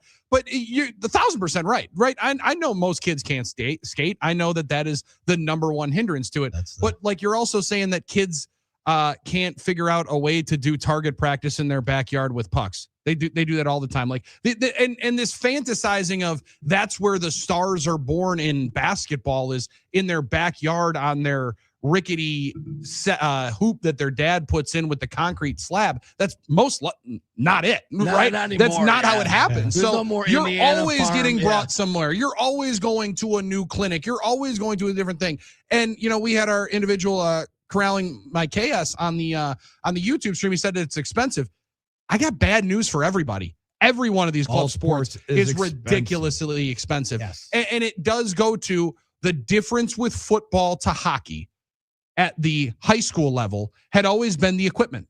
And this is why it's a bigger sport in Canada, because at high schools, you get team issued equipment, right? A lot of times here in America, you have to then go buy the equipment that you're going to play with in the game. When I go to sign up for high school football or youth football, they issue me shoulder pads. They issued me a helmet. When you get to a spot where there's enough clubs, which I do believe they're starting to become a lot of clubs that do have equipment, that do have stuff, that do have skates, that do allow some training modules. That's where it goes. And absolutely, it is a slow build. But you guys bring up the 92 Dream Team. Yeah. Wasn't that one of the dreams of putting the best NBA players together, was to inspire generations of kids across the world internationally to be playing and wanting to be playing in this league? And now you look up, I think the last 6 or 7 MVPs have all been international players. So it does take time, 1,000%. Do I believe that next year, all of a sudden, we're going to see a groundswell and hockey is going to be up 89%? Probably not. But in 15, 20 years, if you're still seeing Anthony Davis miss 9 weeks because of a finger injury, and I'm watching Jack Hughes get his mouth knocked out and 2 teeth laying on the ice, pick him up, and then go score a goal 5 minutes later, I think that's going to be a little bit differently inspiring. But we'll see. We'll see. Is he our current electric superhero of the day? Well, he was about to be. Instead, it was Johnny Gaudreau, who Pogo gave us a great comment to. And the guys that went on and got the Gaudreau sons, Johnny Jr., 2-year-old birthday, his second birthday yesterday. He gets brought out on the ice with one of his dad's former teammates and Matthew Tkachuk, guys that he grew up with. That was a heart-wrenching moment. And for his family to fly out to be there, you want to talk about the years that you spend with a team and with a program. That's the hockey program in the USA Hockey. So Current Electric is the superheroes that live amongst us. I can only change a light bulb. After that, I call the superheroes at Current Electric because a lot of companies want your business. Current Electric wants to earn your business and earn your trust. Allow them to. Go to callcurrent.com. That's callcurrent.com for more information. Current Electric, home of the superheroes. We're back after this.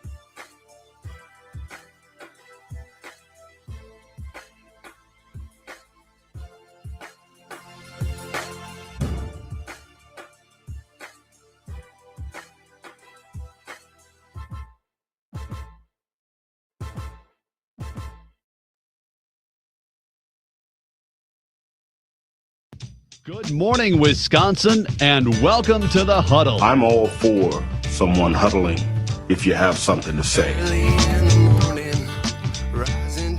It's time to wake up and talk about the teams you love with the guys you love. It's just about getting the group together. I need you. You need me today. Let's keep touching each other.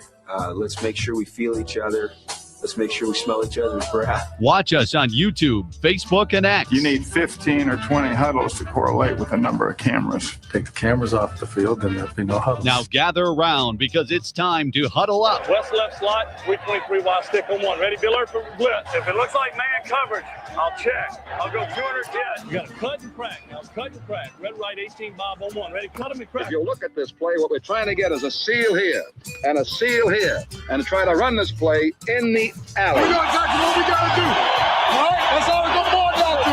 Let's go out and kick some tape. All right? Hey, yo.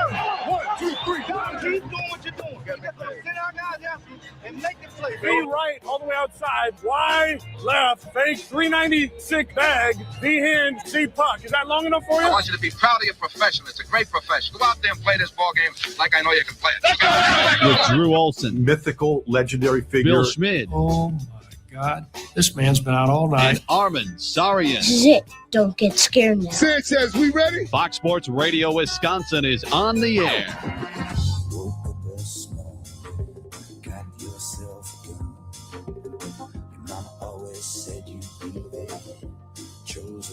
Rolling through a Monday in the good land. It's the Huddle. Drew, Billy, and Armin bringing it to you from headquarters.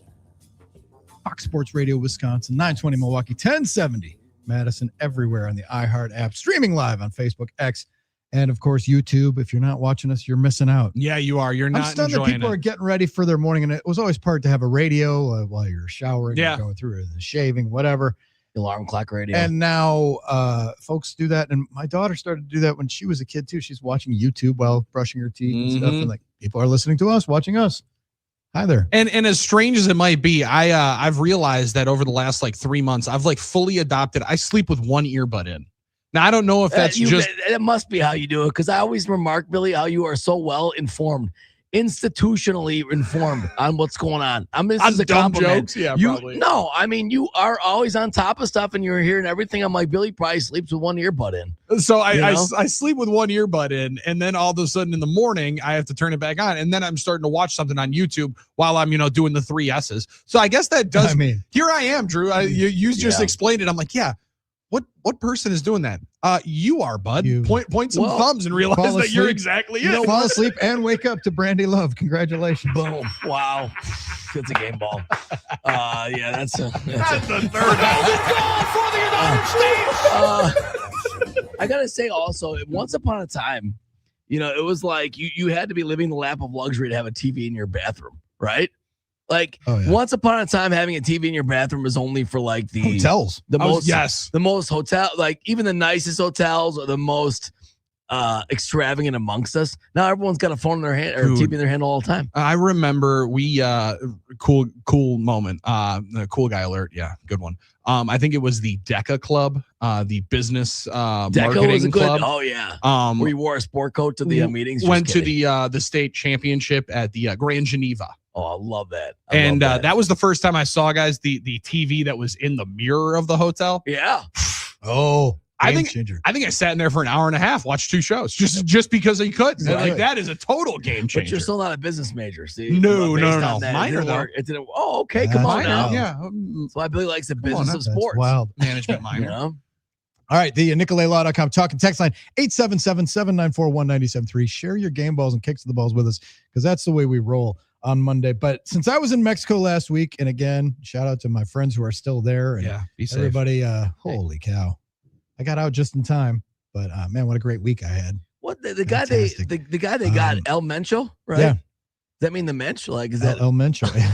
Kevin Mensch? El Mencho? That's what I thought when he had that. Like, these guys got like a size 8 head. Yeah. So they killed they killed the leader of the cartel, a guy who's, man, talk about a Cinderella story.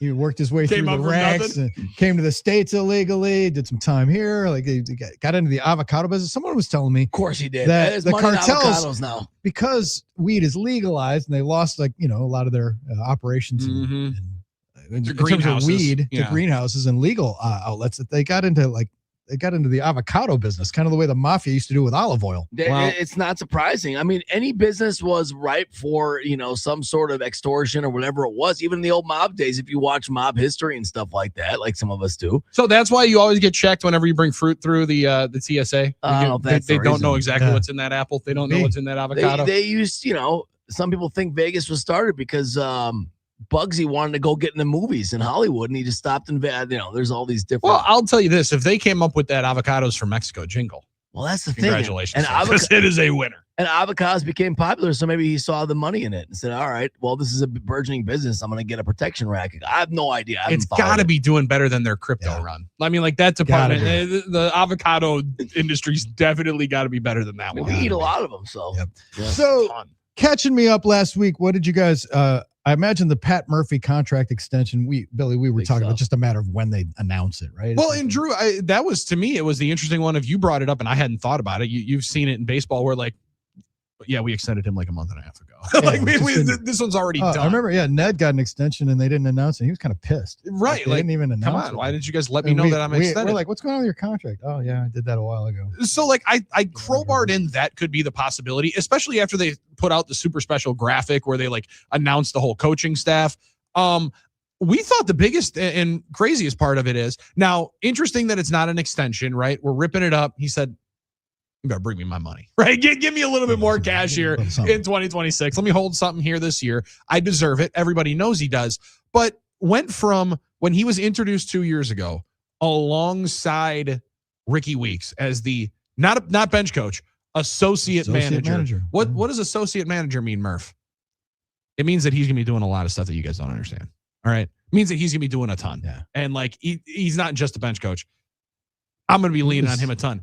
He was doing so much that now Pat Murphy's like, hey, by the way, I think we're all good here. And he doesn't even have a bench coach. So I thought that was a hell of a turn to, I think I've got this managing thing down at the pro level pretty well. We're going to let Ricky go do something else for his career and make that even better. He was going to be the manager in waiting. Now, it's like that. And a lot of people thought, Murph for 2 years and then Ricky. Right? A lot of people thought this extension would be Ricky's. Yeah. So that was the mind game for me when I first read it. That was wild. And then the other big news was Rich Bisaccia. Now, yeah. Did you guys, as I watched that, it's like, I know there was a lot of sniper shots. Like, oh, what are they doing? Like, why did they wait so long? A lot of that. Was he? Did he actually resign and come to this epiphany that I've had enough? It seems to me like he's trying to latch on somewhere else. Maybe. A lot of questions. Whose decision was it, or whose decision was it? And then is he retiring? But then it's like, well, they committed malpractice by waiting as long as they did because they missed out on all the guys that already have jobs, right? To which I reply, well, remember that when they passed on all these guys who needed a defensive coordinator job and went with Jeff Hafley, and people said, who? What? BC? Get out of here. Sure. Get out of here with that. Missed me with, he ended up being pretty good. Now he's a head coach of the Dolphins. There are still capable coaches out there that they could find. They are. And Drew, you bring it up, and now we're already seeing Thomas Hammock, former Badger assistant. He leaves NIU, where he's the head coach of the Northern Illinois Huskies last week. He leaves to go be a position and administrative coach with the Seattle Seahawks.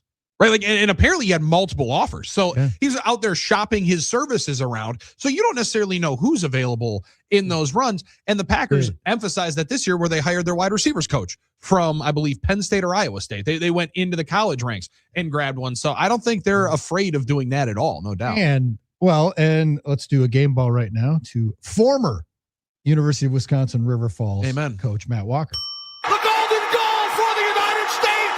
Who's moving on, taking his talents to Des Moines to be the coach of Drake. Go Bulldogs. Go Bulldogs in the known more for the Drake relays and the party around the track meet than they are for the football program. Yeah. And for having one of the sweeter logos in sports. I will say that Drake Bulldog is a good-looking dog. Pretty good. It's a good-looking, it's a badass-looking pup. Badass. They're in the Pioneer Football League, which, Drew, is a strange one because it's a non-scholarship D1. However, conference alignment is almost as good as your national letter of intent now, because I mentioned the Northern Illinois Huskies. This might mess a lot of people up. Apparently they're playing football in the Mountain West Conference in 2026. Yeah, it used to be the MAC, right? North Dakota State has DeKalb has a lot of mountains. Tons. Yes, that is where you think of in Hill Country. And then you go into North Dakota State, one of the greatest Division I AA FCS programs. They're going to go into Division I FBS. So, like, there's so much movement around. Maybe there's a grand plan for Drake to go up, and they're not going to be in this Pioneer League. If they're staying in the Pioneer League, congratulations to Matt Walker. If they're moving up, congratulations to Matt Walker. My man went 15 years, Drew, at that place and had multiple, like, winless seasons. To end it with a national title is maybe the greatest cap that you can have on it. So him moving on there, and you mentioned Hammock and Halfley. I mean, is it now purgatory to coach at a mid-major in football and basketball? Because, guys, I'd rather be an anonymous NFL assistant than run my own show. Yeah. That's a wild, and it's happening all over the place. You're seeing it all over the place. And I don't think Hammock's going to be the last one to do it. And he's obviously got NFL experience. So if you have some like Halfley, where you have friends in the league and they can vouch for you and you can get one of these gigs, the tough thing is, Drew, right? Like, you kind of have to do it in secrecy. Like, you can't be an acting head coach out there interviewing for jobs, and Tom Pelissero and Adam Schefter are posting, hey, by the way, your agents have to do the work. David Braun, head coach at Northwestern, is interviewing with the Packers to be their special teams coach, right? Like that, you can't let that out because of how much you're going to lose and how many recruits you're going to potentially go. But yeah, to be a middle of the road college head coach, where the majority of your conversations are probably negotiations, whether it's with donors or prospective high school agents, because you're probably going to have to do a lot of the developing of the players and then shipping them off to top end high Division I majors if they start really hitting.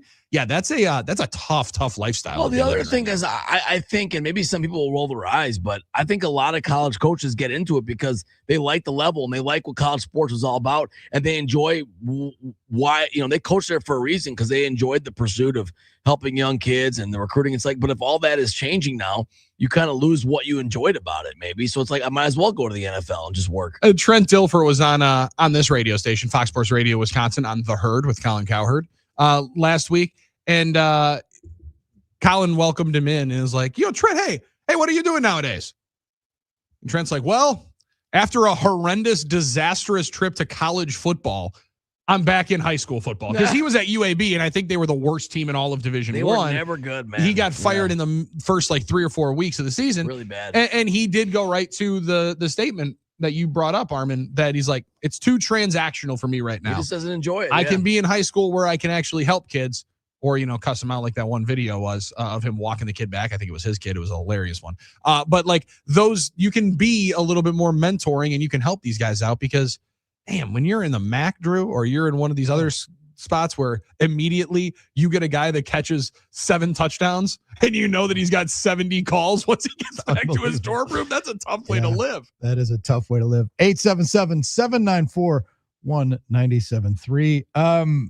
We've already game balled sufficiently the U.S. Olympic men's hockey team and women's. Yes, and women's. Hillary Knight. And Jack Hughes, right? He said the double whammy, though, because not only did he steal the souls of Canadians from Vancouver all the way to wherever, Halifax, he's also dating Tate McRae, apparently. Whoa. Canadian pop chanteuse. That's a double whammy. Yeah, not bad.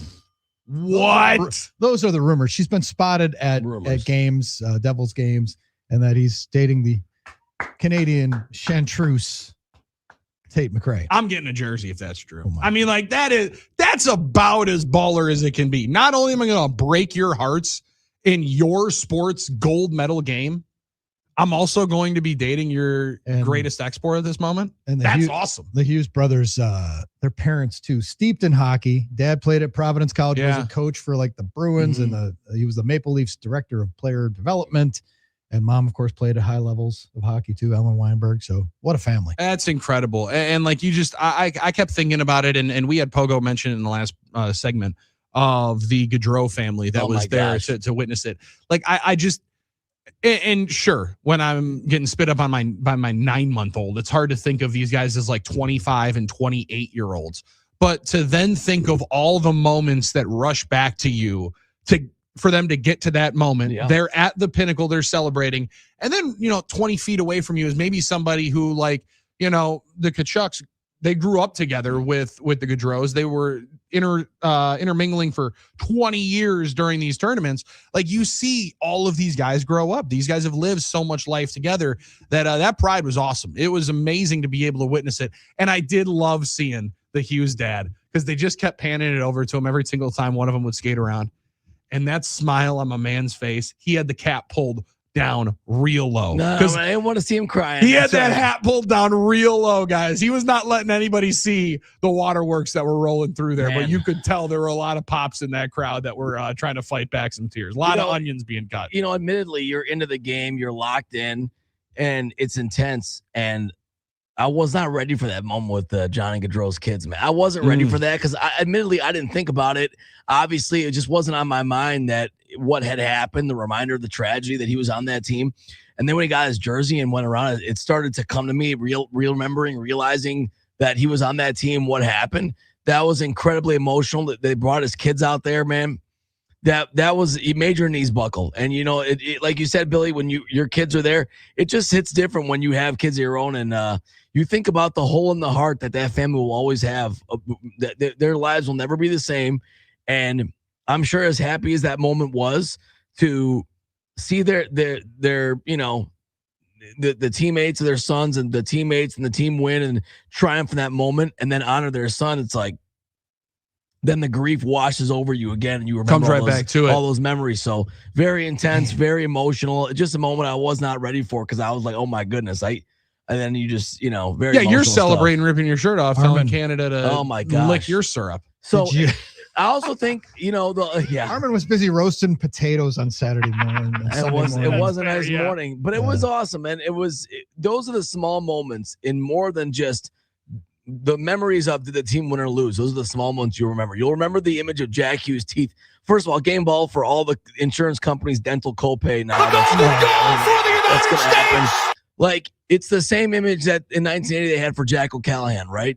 Drew, was he the one that had the tooth out, smiling when they won the gold and they're hugging each other? Now you have another toothless guy. It's just the imagery is perfect. There's a whole spit and chiclets industry around this. There's a whole industry. Yeah, you better about believe it. And would it have been as good if he didn't lose a tooth? Yeah, it would have been great, but it just added to the moment somehow, some weird way, the imagery. So, but congrats to the dentists. I mean, the dentists are going to they're going to have a huge win, and it does. You just again, and I don't mean to harp on it but it's right in the face. We have one team and one sports commissioner telling teams and begging you to know, hey, you know what you should be most worried about is winning the game you're playing tonight. Yeah, begging teams to actually try, and then the most basic aspect of competition in team sports. This is what we're trying to get you to do: is try to win the game. We are keeping score, guys. Yeah, we are keeping score. Your incentive should be to win, and then also that's you want to talk about the youth and the young players watching the adults and watching the pros. And they always say that you don't emulate the guys that you watch on Sundays or Drew, you're watching the NBA. Apparently my man Peterson at Kansas is watching way too much James Harden. Apparently he's watching way too much NBA because he's just checking himself in and out of games in the middle of the contest. Yeah. They were getting dog walked by the Bearcats this weekend at home in the second half. And there's a free throw, the meeting right in the lane, Drew, right where everybody goes and huddles up. Oh yeah. Has the quick moment. He's at mid-court, just hanging out. He's like, yeah, I'm over here. You guys figure it out. You guys do what you need to do. That. I'm going to shoot my three over here. It's just, it's a wild conundrum of sports that we're in. And to see the brotherhood and see the love, that's something that I think a lot of people will resonate with. No doubt about it from yesterday. But also, let's give a game ball to Jordan Stolz. Thank you. Come on. Okay. Let's talk about I get it it didn't close the way we wanted to. Second and fourth. Mass start's wild. That's a tough event and it's a distance event and he almost got the bronze back, but yeah. But man, that's a reality of what did Kenny Rogers say? You know when to hold him, know when to fold him. Never count your money when you're sitting at the table. We were counting the gold medals for Jordan Stolz, saying this man might win 4. He might shut the box, and all of a sudden you realize, Drew, that you start reading those press clippings. It could catch you up real quick. We did have a guy win 6 golds, but no one cares because he wasn't an American. That's so. another right. thing. Or was from that, Key was that Wasco. the Norwegian cross country guy? Yeah. Hans Flatter. Ooh. Oh, we'll give him a game ball. Are they all Six. using the long skis? I saw some people with some shorter skis. It looked Good like. question. I don't know the guy. I told you guys I don't like watching cross country skiing because it makes me feel worse about myself. It makes you. First of all, it makes Feels me like what you should be doing. It makes you feel go to your parents' physically house and get tired. on the Nordic track. Yeah, exactly. The Nordic track. It makes me feel physically tired to watch them, and I feel.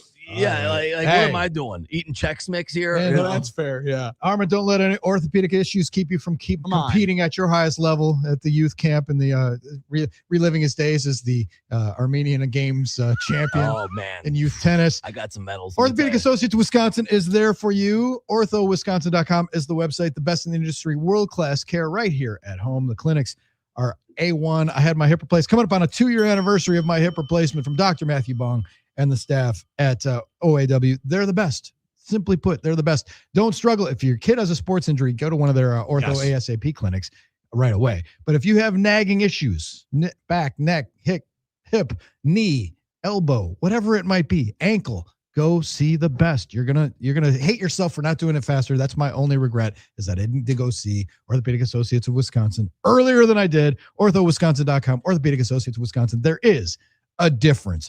We are cruising through a Monday, taking no prisoners on this first day of the week, my first day back from vacation. Once again, game ball to you guys for keeping things going while I was gone. Billy doing it from the road. Extra game ball for you. Almost getting kicked out and get my parents kicked out of their spot. The Del Boca Vista HOA as well. The golden goal for the Classic United as well. States. We are crushing a Monday. It's the Huddle, Fox Sports Radio, Wisconsin.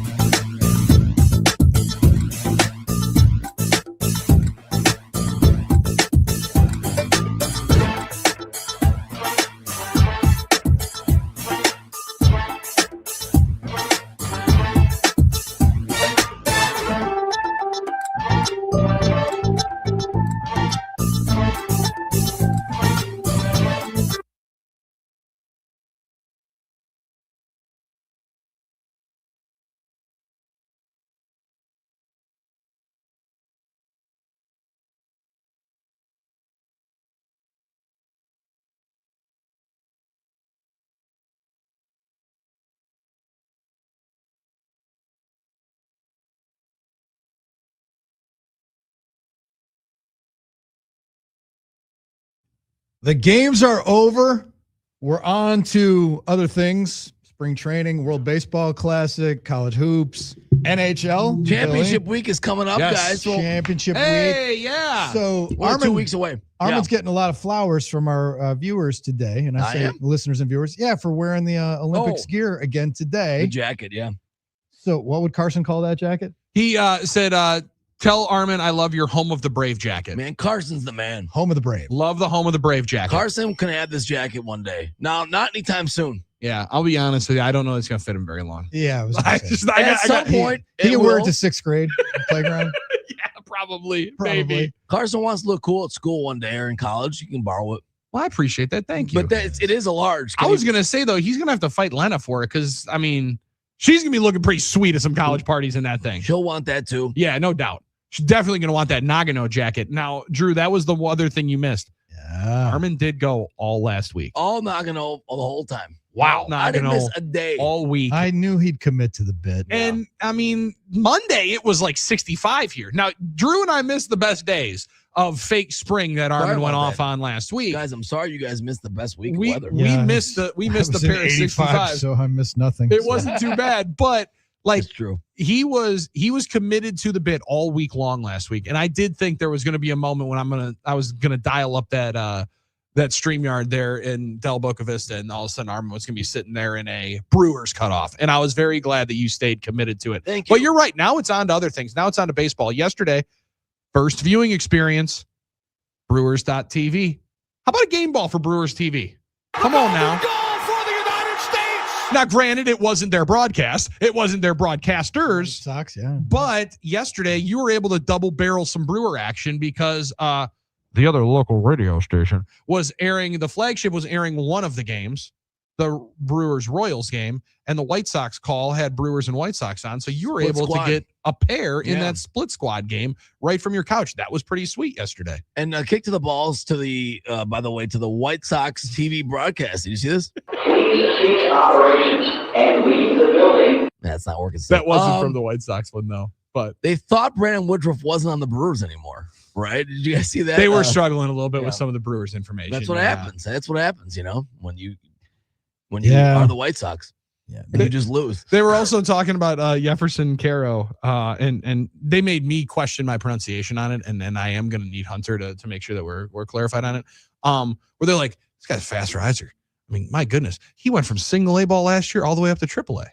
Well, it was also because he missed a full year with an injury and he was rehabbing and he was at AAA. But again, it's spring training for everybody. Everybody's dusting off. Everybody's learning. And Drew, most importantly, when you're calling a game where there's going to be 7 to 10 players that wear number 98 with no name on the back, good luck on being able to give the greatest info on every single one of them. They might not know the players in their own organization.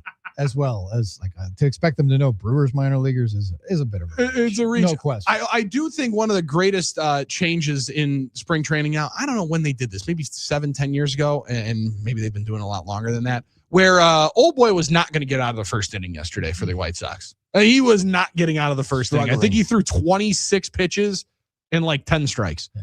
And they said, all right, hold on.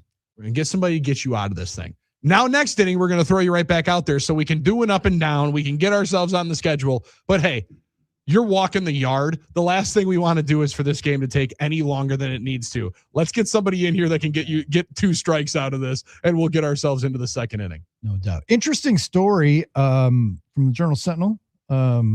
If you check out their please pay for the Journal Sentinel, right? Try to keep the newspaper alive. Game balls, yeah. Try to. If you can, really quick, if people are always complaining about like the size of the paper and how the paper is not what it used to be. Well, you gotta invest and support.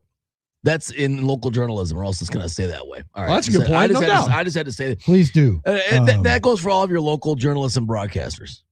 But Todd Rosiak had a story about Trevor McGill, kind of the forgotten man, isn't he? 1,000%. Trevor McGill is like, okay, and there's still a chance that he might be traded, according to the story. Like there's still like he had the winter of uncertainty. Mm-hmm. Is he or is he not the closer of the team that won 97 games last year? Right. I mean, well, and I guess it's just difficult because you have options and Uribe pitched so well in the role like that would force more of the question. But Drew, like people, and I saw more of the foul territory guys getting after the Brewers on the trade of Caleb Durbin last week. Of like, hey, how many times can you be this cute, right? How many times can you try and double down and win? And you're not always going to win the deal. And at some point you got to play. But I think that would have been trading McGill, right? That would have been, hey, we know we're so good in the back end and we're always going to be able to churn out high leverage relievers that we can send him off for prospects. But you do need a couple of guys to have some continuity there in the back end, right? Like you do, if you are going to be pitching in defense, you do have to lock up 8 and 9. Those two feel like the most important innings to be able to figure out. One would think, yeah. That's a big part of the reason they won so many damn games last year is because they were so locked down and so tight in the bullpen. What did McGill blow? 3 saves before his injury? And I mean, the injury caused 2 or 3 there. They came together. He wasn't himself there at the end, but it was a 4-run blowout or blow up in Arizona where I think they're up 4-0. And other than that, he was nails. Yeah, I mean, he was awesome last year, part of a great group. I mean, and then I guess that's when you have so many quality bullpen arms, and the Brewers did last year, and I expect them to again, that's sort of the byproduct of that is sometimes you get lost in the wash, or some guys get lost in the wash when you think of all those guys. And, you know, obviously Devin Williams is not there anymore, but he was so part of that for a while. I thought Nick Mears was. They're going to have to replace those innings. There's a lot of outs to replace with Nick Mears. I'm confident the Brewers can do it. They have a lot of arms. They've invested in arms, obviously, with these trades and stuff like that. You trade Isaac Collins and Caleb Durbin, 2 guys in the mix for Rookie of the Year to get these arms. You know, that's what you're hoping for. Now, I don't want to, at the risk of taking a swipe at my favorite position in the sport, bullpen almost like an offensive line, Drew, where like you're going to need a certain amount. You're going to need a bunch of guys. No doubt. And everybody needs them. And everybody realizes in the most important games, damn, if your bullpen's not good, you're gonna be in a world of hurt in the playoffs. Just like the Patriots, they were great all the way until the Super Bowl until they realized they couldn't block anybody, and then you really realize how important it is. You need 9 or 10 starters, and you need like 5 guys that can shuffle through the 8th and 9th, basically. But to your point, Billy, they won't ever get the requisite credit they probably never deserve. Like the Bryce Wilsons of the world, and when those guys had good years for the Brewers, it wasn't like the number one guy we were going to get buying jerseys of and talking about. I don't know when the Brewers in 18 made a run to the Game 7 of the NLCS, how many Corey Knebel jerseys there were. Yeah. I don't remember a bunch of those running around, or Jeremy Jeffress jerseys for a while, but they were pretty damn important when you had those 3 guys at the back end of the bullpen locking everything down. Well, even like the years that Pyamps was good, when people started pronouncing his first name correctly and not saying Joel, then you're like, all right, well, people are finally starting to pay attention. It's a big step in the right direction. Yeah. And you just remember Elvis Peguero. He had a good year. No, but he had a blue glove. That's what I remember. It's just what it is, you know. I think he had that bright blue glove, right? I'm looking back at some of those games. As Joaquin Soria is the one. Soria is a big nail. Big 6th inning against the Cubs in 163, if you remember that. So that was a big inning. Yeah. Yep. How excited are you for the ABS system and the whole, call strike? I enjoyed how quick it was, Drew. I enjoyed how quick it was. I also enjoyed that it was better viewing than the chain gang absence in football. Oh, yeah. Right? Like where the automated chain gang gave us like 45 seconds to a minute and a half of us watching everybody watch and look around to see like, where are they going to post this? Where are we going to see it? You actually saw the animation, ball into the zone, strike, how close it was. I thought it was really good. Like, I guess we've seen it at different points, and we'll see it, going forward throughout, but I thought it was pretty strong. I did see though the first question, Drew, is how are we going to break these up, and how is everybody going to have the same amount of leash? Like, is Joey Ortiz going to be able to say, "Hey, Skip, they messed that one up," and he goes, "Hey, Joey, you're in the 9 hole for a reason, brother. We're gonna save that one for Jackson's next at bat." I'm excited to see how judicious we are, and I know I didn't pronounce that word. How safe we are with going off with the challenges, because we're only going to get 3. I did see some of the team social media accounts doing the little trope of who's the most, going around the locker room asking who's the most likely guy to call for the most. Like, and we talked about that in basketball, Billy, where there were a couple guys that are always trying to swing the when finger. Isaiah Joe is over here saying, "Give me a replay, coach." Like, come on, bro. Or let's figure it out. There were certain guys, Drew, I'm sure when you covered, that never thought they threw anything but a strike. They thought every pitch was a strike, or they always thought, they always thought everything was. They never called out certain guys that never thought they fouled anybody on the basketball court. So it's pretty funny. Yeah, that's part of it, and it'll be interesting to see who. You're right, Billy. Who's the pecking order of who gets? You don't get the challenge. There's gonna be levels to this, right? I mean, like we can't just let everybody walk out. Like when I called the time, I remember calling like a timeout once in basketball, like my freshman year, and like people looking at me like, you can't be using one of our timeouts, Armin. What are you doing? Like, were you having trouble inbounding or what? 5-second violation coming? Probably. Trying to get it up past half court. Something like that. It was something like that. Yeah, I do remember the first conversation I had with Coach Joyce. He was my Parkview parochial 5th grade basketball coach. Looked so cool on the sideline. All black suit, dialed up. My man he knew it was up. I remember I called timeout. I think it was like 2 minutes into the game. Dove on a loose ball. Timeout. Coach Hines style. He's like, great hustle, great effort. We needed that timeout in the end of the first half. So you better never do that again, but great hustle. We need more of that. Die for all those loose balls. We did end up losing by 10. That. Hey, if you're suffering from mental fog, or if you just aren't the best version of yourself, you're feeling like tired at the end of the day, don't have the energy to play with your kids.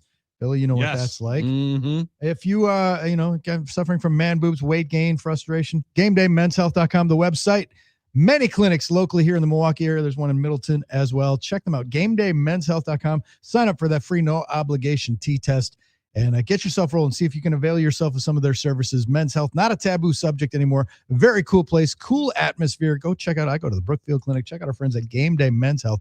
GameDayMen'sHealth.com. Sign up. You don't even have to talk to anybody. That's how easy they make it. You sign up for that appointment, and you just show up. Right? It couldn't be easier. Check them out at GameDayMen'sHealth.com. This show flew by, boys. We got closing ceremonies on tap coming up. Still, it's time for you to sneak in your last few game balls and kicks. 877-794-1973 to the NicoletLaw.com talk and text line. Any ground that we haven't covered, we will cover it in the final segment of The Huddle on Fox Sports Radio, Wisconsin.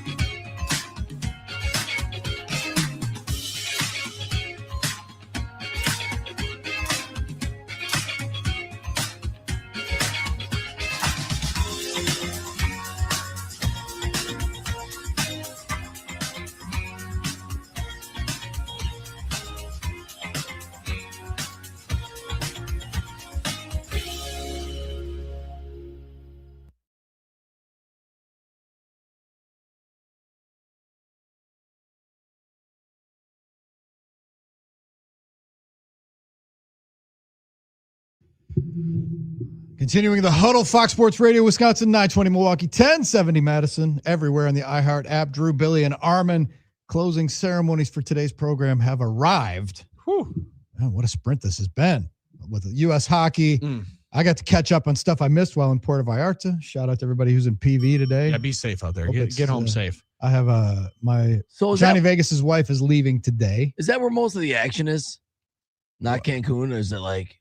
It's everywhere. Yeah. Well, Riviera I bet Maya, it's all over the Cancun, place. Riviera Maya, Playa del Carmen, which, Cabo. Now, you were slated to be there this week, correct? Well, once upon a time. Months, and it feels like a lifetime ago. Sunburn bowlers. This was going to be the week.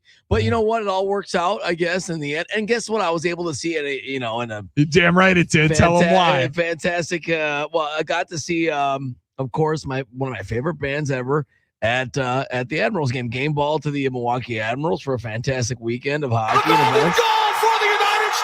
Yeah, it was a great weekend of Admirals hockey, and the Gin Blossoms played Saturday night. They're still doing their thing, still sounding pretty good. As the years go on. Pretty good. I like that couch. Yeah, no, they did. They You guys are both involved with the Admirals game production. Yeah. Make sure you're working on the Saturday night the Dropkick Murphys are playing. Yeah, amen. That one's locked in. That is going to another be big one. Yeah, epic. Yeah, Drew, and he kind of undersold it. I thought Armin was going to give that game ball to the Gin Blossoms a little bit earlier. I don't know if you're friends with Armin on what Bill Belichick would call Snapface, but when that Snapchat story fires up, and you can't even see the lengths, right? Like the videos are just little nuggets, little droplets, little so periods. I got a bunch of them. It's concert night. You knew Armin was having himself a ball. I heard a lot of hate jealousy, and it did sound pretty good. I thought it sounded really good. Those guys seemed like they were having a good time up there. There's a lot of bands that you think of from decades ago that had hits that don't sound as good or don't stay together as well as these guys did, and they're a great touring band.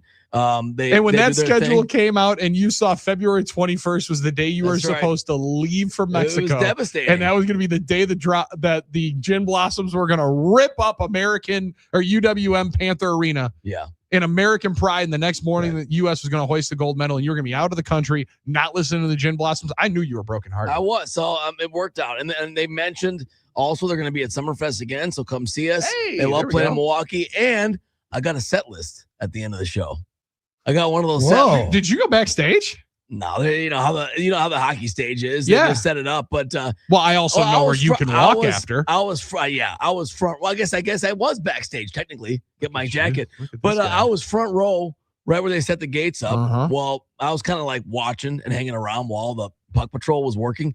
But I got a set list. It's pretty cool. The first time ever. A piece of paper. And you didn't just print that off on setlist.com. I did. It also would have been. No, I did not. He do that. He got the one that they actually printed out. Jesse had a nice guitar run. You would have enjoyed, Drew. Oh, I'm sure. Yeah, that was pretty cool stuff. Absolutely. And good stuff. A lot of fun. And another great weekend of Admirals hockey. Hey, Billy, it's time for our wake and bake story for people who are just getting up with us right now, starting their day at 8, maybe got to punch in at 9. Time for our wake and bake story, brought to us by our friends at happyplacehemp.com. Promo code Huddle. Get rid of all the other promo codes in your mind. Huddle, 25% off and free shipping. 25% off and free shipping right to your door. Discreet packaging, which everybody loves nowadays. That's right. Promo code Huddle. Get all of your gummies, seltzers. Drift seltzers are phenomenal. Oh, that is the best. And you want to talk about I Drew? need some. I bet the drift seltzer at the beach probably would have been a little bit nicer. Like the thought of that while you're sitting in the beach chair. I do admit, I drink a lot of Pacificos. I got a little beard out. I was craving a seltzer of any kind. The High Noons and White Claws aren't really a big deal down there. Like just a little spacer, but the drift seltzer with that kick, perfect. Phenomenal. Yes. One of my favorite starts to the day. Now, Armin was not brokenhearted because he got to listen to his favorite band. Yeah. Sadly, that is not the same for one Brad Reese. Now you're hearing Reese and saying, this guy sounds like he might know what a little bit about some sugar. This guy might know some food. This guy might know some candy. He's the grandson of the inventor of the Reese's peanut butter cup that you've all known and loved for years. Best. However, Brad this said had a lot of money. Oh, go ahead. Yeah. What did he say? Brad said it's no longer the same. Oh, the Reese you once knew and loved. He's ripping on the current. Oh, wow. This from NBC News. For the grandson of the inventor of the Reese's peanut butter cups, it all took but just one bite of a Valentine's Day Reese's mini heart to leave him, well, brokenhearted. Quote, Brad Reese, it didn't taste like milk chocolate. It tasted cheap. Wow.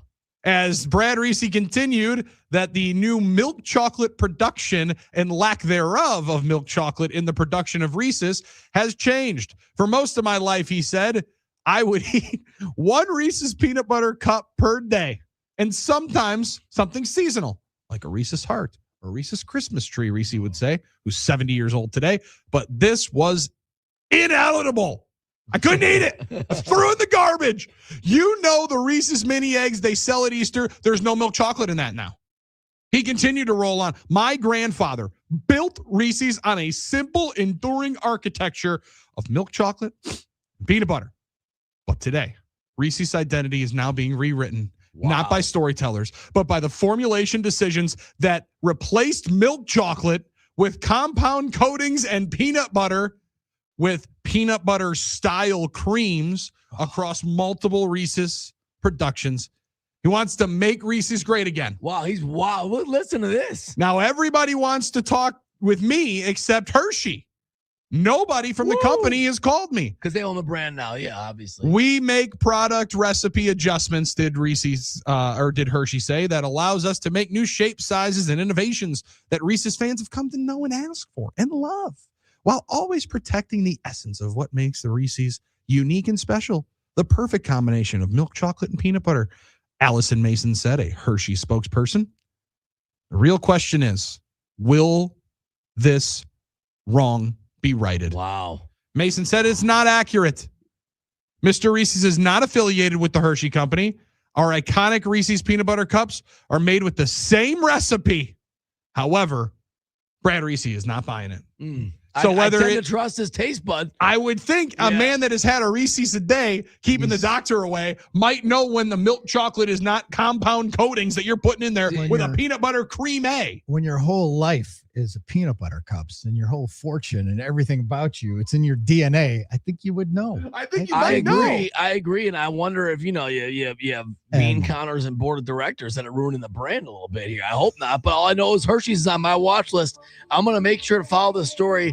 But I do have a question. How much is, like, no pun intended, is he a little salty about not having the brand anymore? Not having he might be a little bit. He did also say, will he be continuing the habit of eating one peanut butter cup per day? For now, I'm taking a break. Taking a break.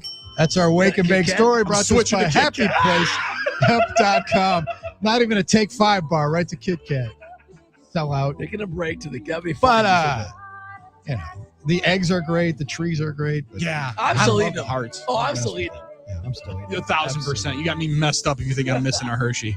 Tomorrow we're going to do a little buying and selling, chop it up, talk about some more, whatever happens to, as we now are kind of in this limbo, waiting for championship week, baseball to really count. The waiting is the hardest part. It really is. And we'll see you tomorrow. We'll be waiting to see you at 5 a.m. Have a great Monday. Peace.